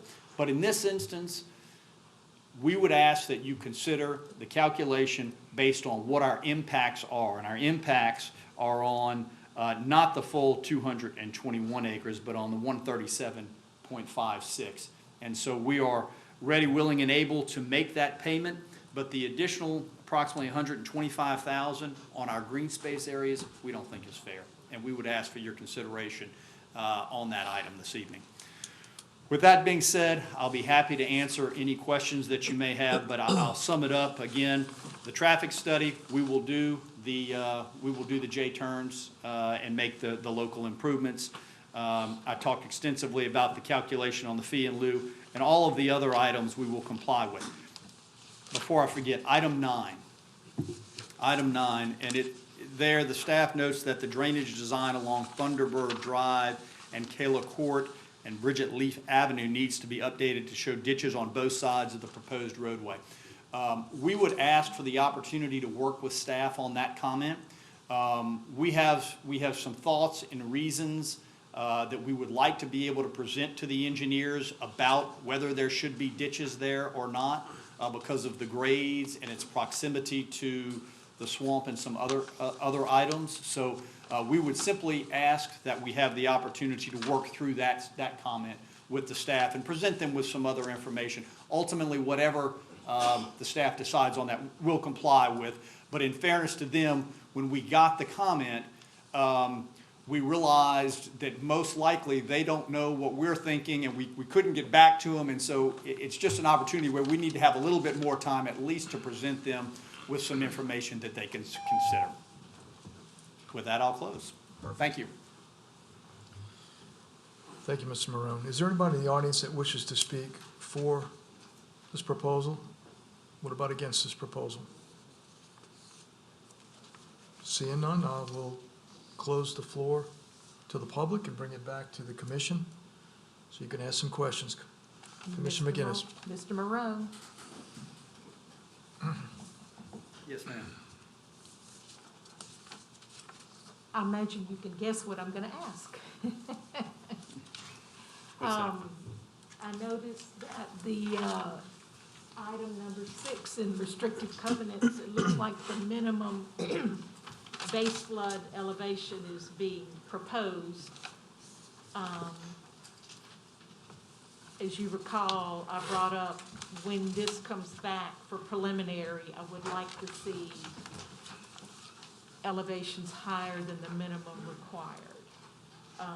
Can you comment on that? Yeah, I'm going to look to our engineer to maybe help me with that, and maybe Ryan.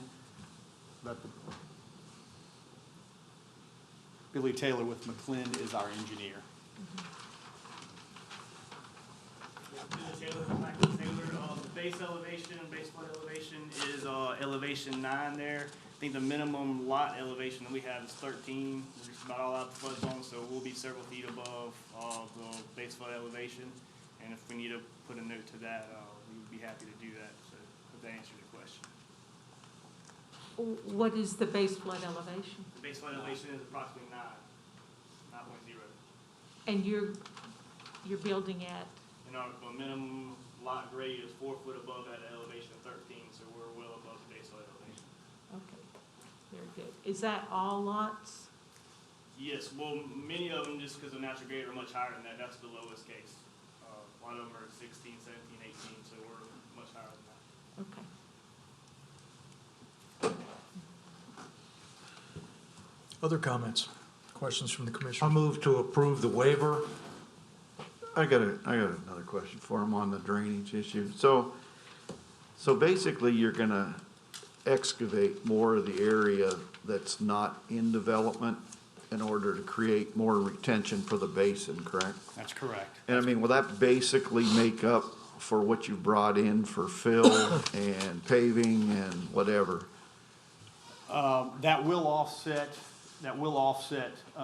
more, I'm looking to make clear, more than offset any of the fill that would be brought in for house pads and so forth. That's correct. So in the end, what you're gonna remove would be the same as basically adding a retention pond. We're gonna get the 25% more basically in storage In other words, if you were to have to put ponds in, which I realize seems like a problem because of how low the property is, we would end up with a flow rate out of there 25% less than, is that correct? If we had ponds in place? If we had ponds, If we had yes, ponds it would in place. reduce the rate, yes. So the correct. rate of flow out of, so the one thing you brought up is true, when the Tchefuncte backs up, you know, the flooding issues all along the river are create.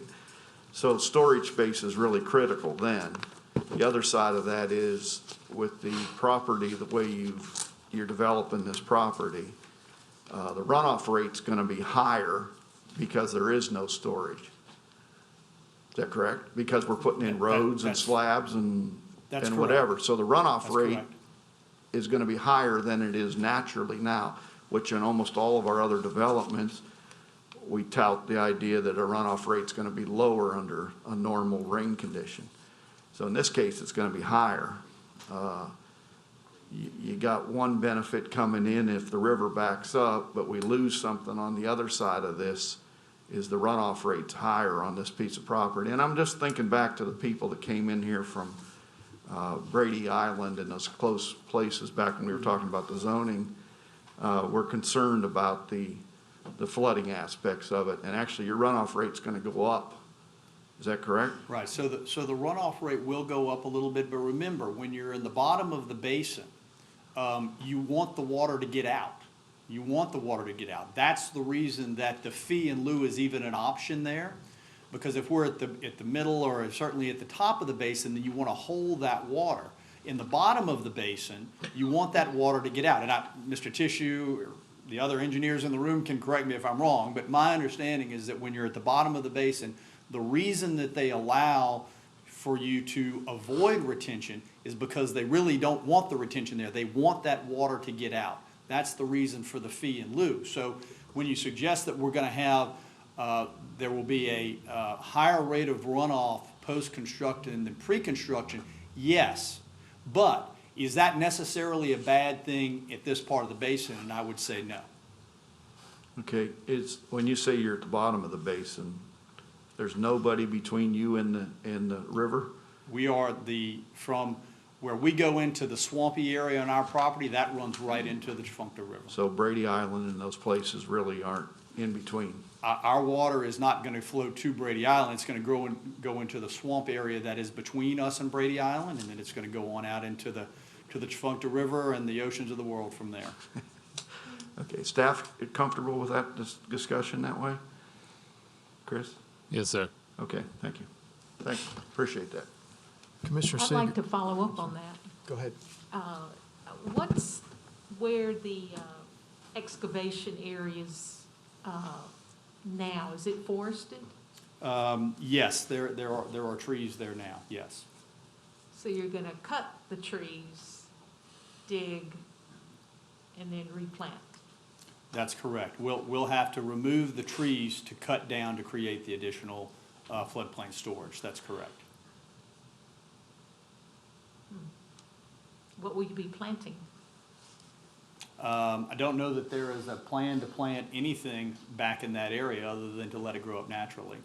So the area that we're talking about will be near the rear of some of the lots here. So you'll still have, the distance of treed area between where the excess capacity will be created and any neighboring parcel would be hundreds of feet, if not 1,000 feet, about 1,000 feet. Okay. Commissioner Seeger, I know you started to make a motion, but we have a. I'd like to amend my motion. I'd like to move for approval with the waiver and the impact area fee only, which is 137 acres.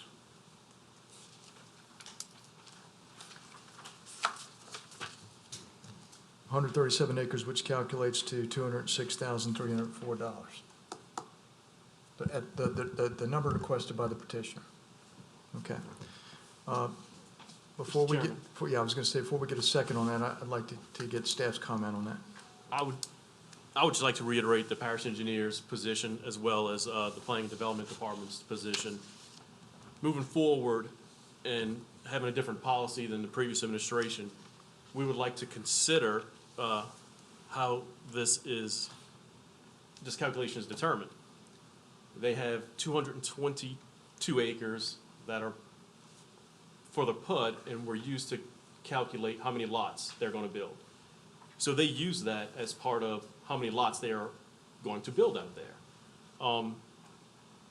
If they would have just built the lots based on the 222 acres times 1,500, it would have been the 325,000. I'm just using a rough number because I don't have the calculation in front of me. So I'm just using rough numbers here. Just because it's not going to be developed doesn't mean we shouldn't calculate the impact, because there's impact to just being transferred towards a smaller, more dense area. So have we not collected this, the previous administration or some other handful of times? How much money have we missed out on in St. Tammany Parish? $1 million? It may not seem like a lot, but it could certainly help towards drainage improvements that are sorely needed around the parish. So it's our position, as the code is written now, and maybe some updates do need to be had, but at this time, it's our position that we should collect the fees based on the total amount of acreage used to calculate the number of lots available for development. So that I'm clear, what you're saying is it's not the acreage that's actually maybe being developed, but the acreage that was used to calculate the overall density. Correct. Okay. Does everybody understand that? So in other words, you're saying you can't have it both ways. That's a good way of putting it, in a short, sweet way. Okay. So are we holding it against the developer now? Are we not having a grandfathered in thing? I mean, he started this under one regulatory system and now we're changing it in midstream. Is that what we're doing? No, this is a new phase. It's come to the commission as a new, I'm gonna call it a new phase to an existing development, but it is something new that's coming before the commission. Okay, well, right now we have a motion for the lower number on the table. We don't have a second yet. Does anybody? Mr. Vice Chair, could I comment? Yeah, go ahead. Just briefly. I respectfully disagree with Mr. Liner and the commission's or the administration's position on this. To suggest that the calculation in preliminary in subdivision approval should be based on a density issue in the zoning and the PUD calculation, I just disagree that they have any bearing on one another. There is a specific calculation in zoning as to how your density is calculated, what green space is required, and so forth. We have twice as much green space. We have 50% green space on this project. We could have put additional lots on about 25% of that, but we chose not to. Now when we come to preliminary, we're being penalized for that. The issue that is before you is not how many lots we have, I respectfully suggest, and it is not whether or not the PUD was calculated anyway. It is the impact, the footprint, the area of this 221 acres where construction is going to be taking place. There is a large portion of this site, the difference between the 221 and the 137, that is going to be in its current state in perpetuity. So I ask, why are we paying a drainage fee based on land that we're not touching? And to suggest that the reason is because that's how a PUD calculation was done, I just disagree with that. I think that the analysis needs to be, your fee should be based on the impact that you have. And I ask that you at least consider that. Just out of curiosity with that argument, if the PUD, the area of, or the PUD would have been a lesser amount, would have been the 220 acres instead of the overall parcel. Make sure I get that right. The 137 rather than the overall parcel. Would you have still met the green space requirements? So we could have left out, so again, we have Yeah. 50%. Right. So we could have left out 25% of the acreage and still been fully compliant with our PUD. So if you would have just not included that, it would have been dead pocket. You're saying Correct. that you wouldn't have paid the drainage We fee. just left it there in perpetuity. We wouldn't have paid anything on it. That's a decent argument. Everybody understand that question? If instead of it being this large area that it's being calculated on, would they have still met our PUD requirements, our 25% green space requirements, et cetera, if it would have shrunk the footprint to what they're actually using? If the answer to that is yes, then why would we even think about penalizing? They could have come in and said the PUD's smaller, and that green space that's over there, we're not counting that. If that argument that I'm saying right now that I'm talking about is actually fact, I don't have the math in front of me. I'm asking you or asking the staff, would it have still complied? Would you have still met the PUD requirements if it would have been smaller? Yeah, make sure I'm telling you correct, but I understand what you're saying, and I believe the answer to that is yes, based on the fact that the PUD requires 25% green space, we've got 50% green space. Right. We didn't need that to comply. Okay, well, I understand both arguments now, and I can see where the administration and Mr. Liner would want to, going forward, get some clarity from the council on how we're going to calculate that. But even if that was the case, what I'm hearing is a possibility that they would have met it without, again, I don't know the answer, I'm trying to do it in my head real quick. Looks like we may actually not be costing the parish any money. It'd be, 50% because he would still need that 25%. Right. So, yeah, I mean, But of if the it was a difference- smaller footprint and he still met it, and we had this green space he didn't calculate on that we're asking him to pay for, would he have still met the PUD requirements if it was a smaller So if he's footprint? saying that he has 50% green space but only needed 25%, then we would still be wanting to collect that other 25%. If we were, based on Paul's argument, if that's what we're saying. So maybe the answer is you calculate it on a 25% instead of a 50%. That's what I'm getting at. Well, it's a I six-figure. mean, it's a is six-figure every item. case, if we were to look at every case of green space, do we never pay for drainage on green space in a PUD? Or we've never, maybe these cases don't come up often These enough don't, to- yeah, these don't come up every day. So if it was a 20, if it was green space that you put in there and it was 25%, not 50%, would we be asking to pay for only? Your 50% argument, I think, is pretty, like Todd said, is makes sense, okay? Because you could have just not shown the parcel the same size and accomplished that. But if the 25% we would include, under normal circumstances, if you were asking for this, then you would say the amount calculation should be include the 25% more. All I can tell you is historically, and Mr. Liner makes a good point, the parish has the right to change its interpretation on things, but I can tell you historically, I am not aware of any cases where the undeveloped area was used in the calculation. And if somebody can correct me if they're aware of any, but I'm not aware of any. When did the parish make this change? I would tell you that we have been, I don't know when this changed, but I know that the first one I did, which was Bushwood, I don't know when the first one Mr. Shane did. Bushwood has been around for more than 10 years for sure, probably closer to 15 years. And as I said, these don't happen every day because you have to be in the right location to be able to even qualify for it. So to my knowledge, I think I've handled probably maybe 4, could be 5. I think the most recent was Hunter's Haven, which was about a year or so ago, where this very issue came up. The discussion was had and the calculation was based on the footprint. That's the history that I'm aware of, that I can share with you. I mean, as he mentioned, it's only been a handful, like he said, and this position has changed since the new administration took office. So was it written down that this is what's gonna do, or it's just somebody says this is what It's we're our gonna do? interpretation of how the ordinance reads. Your interpretation of how the ordinance reads? Correct. And how the calculation is made.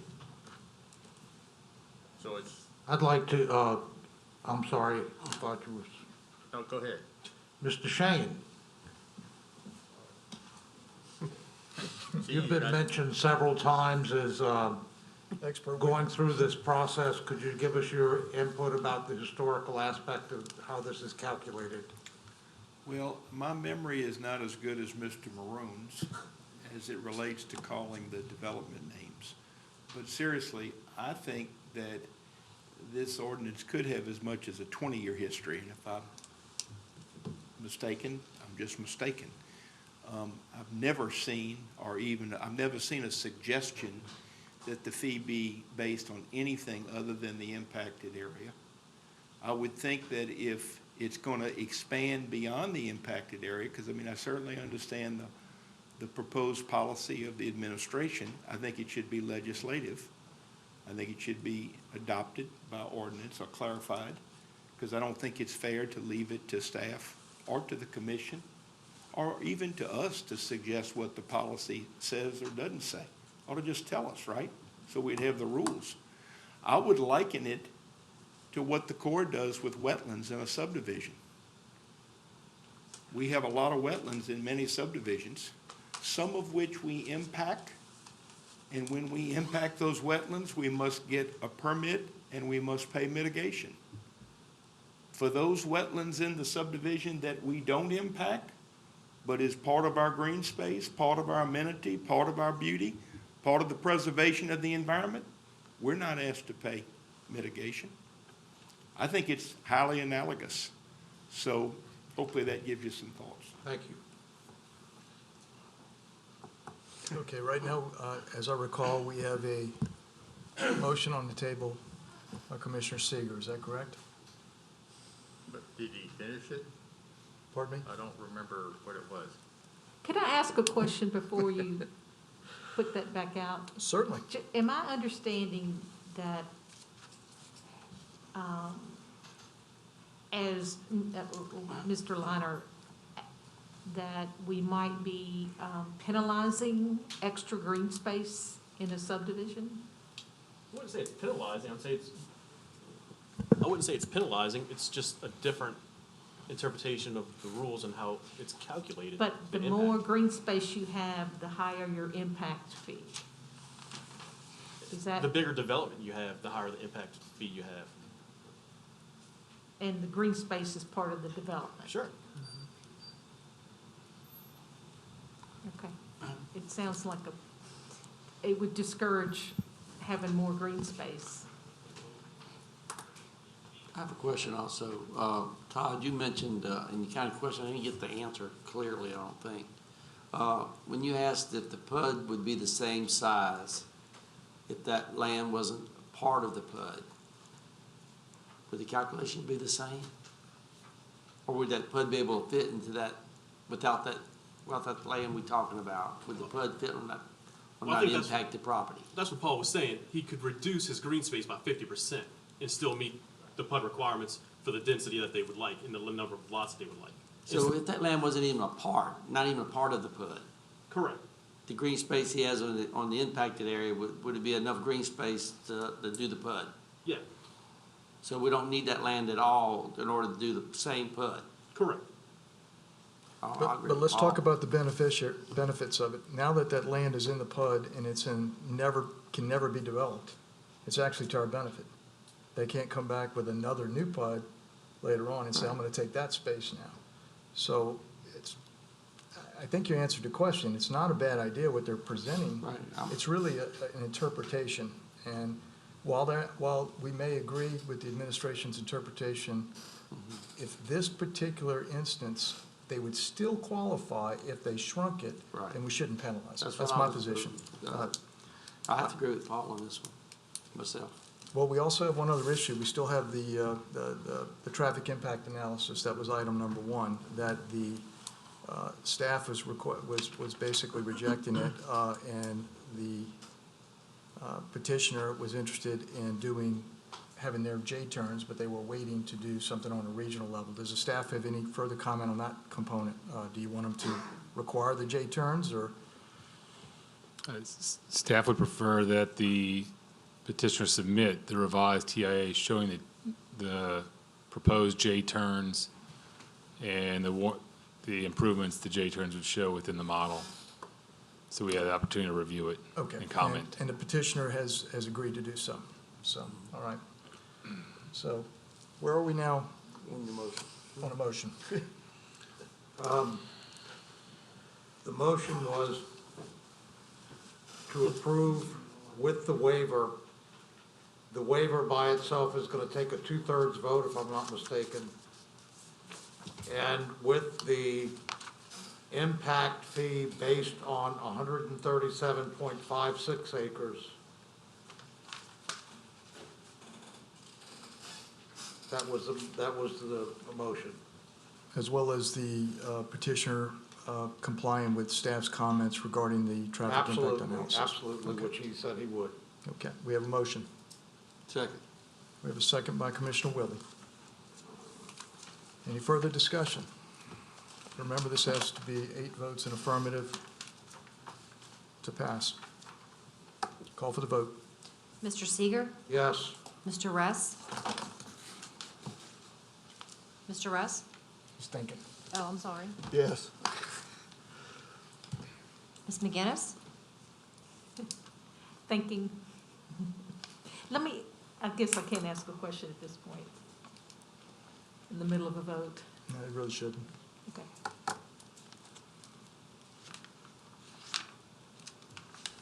So where are we at now? Just thinking. Oh. Um,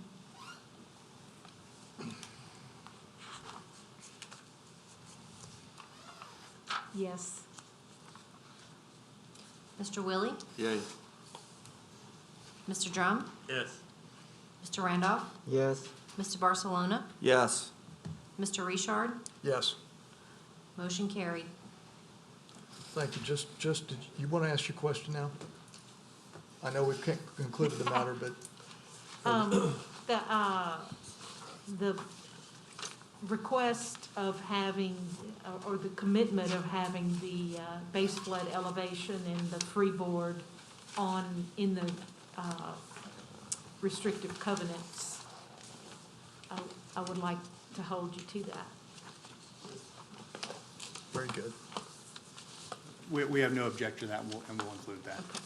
And I'd also like to see that somewhere we need to get the ordinance straightened out, because I think it was a precarious position. I think there was a middle road here maybe that we considered too, but I didn't think we should be the ones to have to Agreed.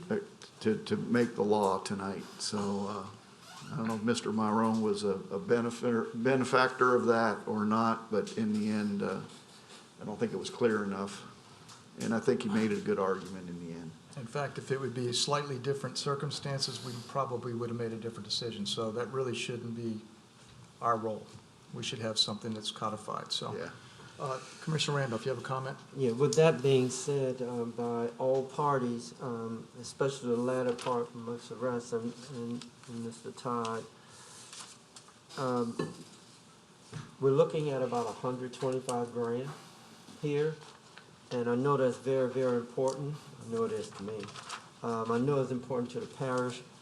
However, what's more important is our position and the position we have to take on with cases like this, because we're going to get hit with it again, even if it's one or two more. It's going to happen. And I would encourage our chairman along with the staff to get with the council so that we can really define and know specifically what the interpretation, the accurate, the correct interpretation of that law is. Sounds good. Well said. Okay, moving on. Thank you. Thanks. Thank you. The next item, page 5, 2020-1974-PP, Lakeshore Villages, Phase 8.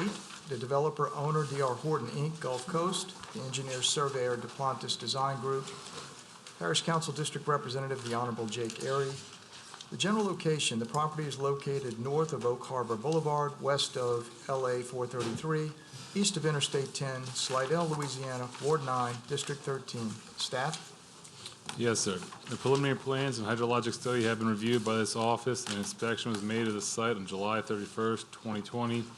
Staff has no objection to the approval of this preliminary submittal, as there are no comments to be addressed at this time.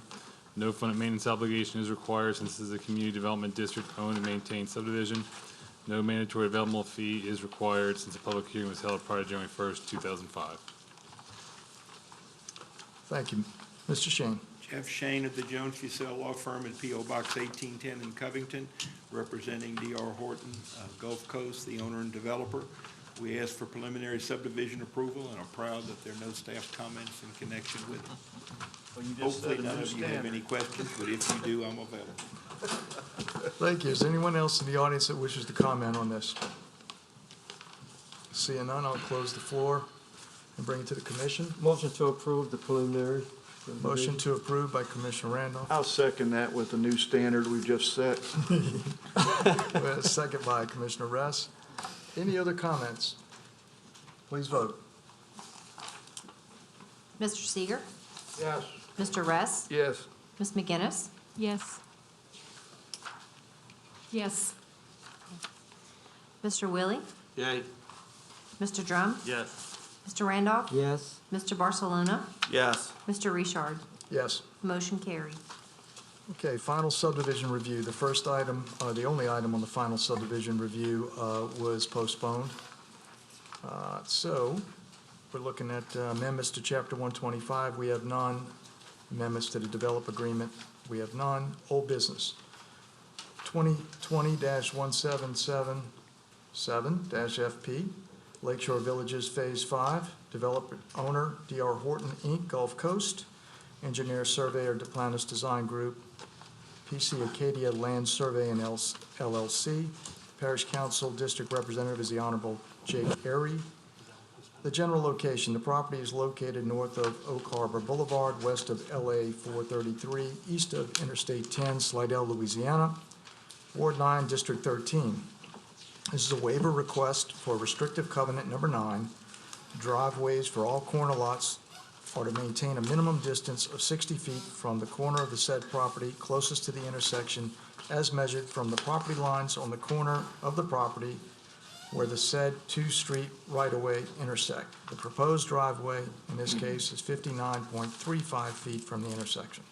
Staff? Yes, sir. The engineer for Lakeshore Villages Phase 5 has requested a waiver of restrictive covenant number 9 for lot number 1098. The proposed driveway, as previously mentioned, is 59.35 feet from the intersection of Banks View Street and Delta Ridge Avenue. This office has reviewed the waiver request and has no objection. Mr. Shane? Jeff Shane of the Jones Fussell Firm, P.O. Box 1810 in Covington, representing Horton. We obviously got within 8 inches of the 60-foot requirement. We appreciate staff not having objection. We respectfully request that you approve this waiver request. Thank you. Does anyone in the audience wish to comment? Seeing none, I'll bring it back to the commission. Motion to approve. Second. Got a motion by Commissioner Seeger, second by Commissioner Willie. Any further comment? Please vote. Mr. Seeger? Yes. Mr. Ress? Yes. Ms. McGinnis? Yes. Mr. Willie? Yay. Mr. Drum? Yes. Mr. Randolph? Yes. Mr. Barcelona? Yes. Mr. Richard? Yes. Motion carried. Thank you. Entering the parish right-of-way under old business. Request to enter the parish right-of-way on Ochsner Boulevard for the purpose of performing roadway improvements in conjunction with the construction of the Ochsner Medical Building and Campus expansion. The debtor is Duplantis Design Group, PC. The Parish Council District Representative is the Honorable Marty Dean. The general location, the property is located on Ochsner Boulevard, west of LA 21, north of Interstate 12, Covington, Louisiana, Ward 1, District 1. And this is a change in petitioner for the resolution number 20-047. Staff? Yes, sir. The original resolution for this project was approved with the Duplantis Design Group listed as the petitioner. has come to our attention that the original resolution should have been approved for the following petitioners: Oshner Clinic Foundation, the Plans Design Group, and/or the Lemoyne Company or assignees.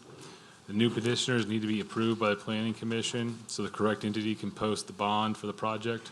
Therefore, it is recommended that the action be taken to approve the new petitioners and for the new petitioners to be responsible for furnishing all documentation required in resolution number 20-047. Thank you. Mr. Buckle. Tommy Buckle, Duplantis Design Group. We can't post a bond, so we just need to clean it up. That's it. Fair enough. Anyone else in the audience wish to comment on this matter? I'll close the floor to the public, bring it back to the commission. Motion. We have a motion to approve by Commissioner Willie. Do I have a second? Second. Second by Commissioner Randolph. Any further comment? Seeing none, please vote. Mr. Seeger? Yes. Mr. Russ? Yes. Ms. McGinnis? Yes. Mr. Willie? Yay. Mr. Drum? Yes. Mr. Randolph? Yes. Mr. Barcelona? Yes. Mr. Richard? Yes, Motion carried. thank you. Do we have any new business? Well, I'm hoping they can make a tourist roadmap for the subdivision Lake Shore. Do we have any new business that we can talk about but can't act upon? Motion to adjourn. So moved. Thank you. Hang around a couple more hours? Fast as we could. You know that thing?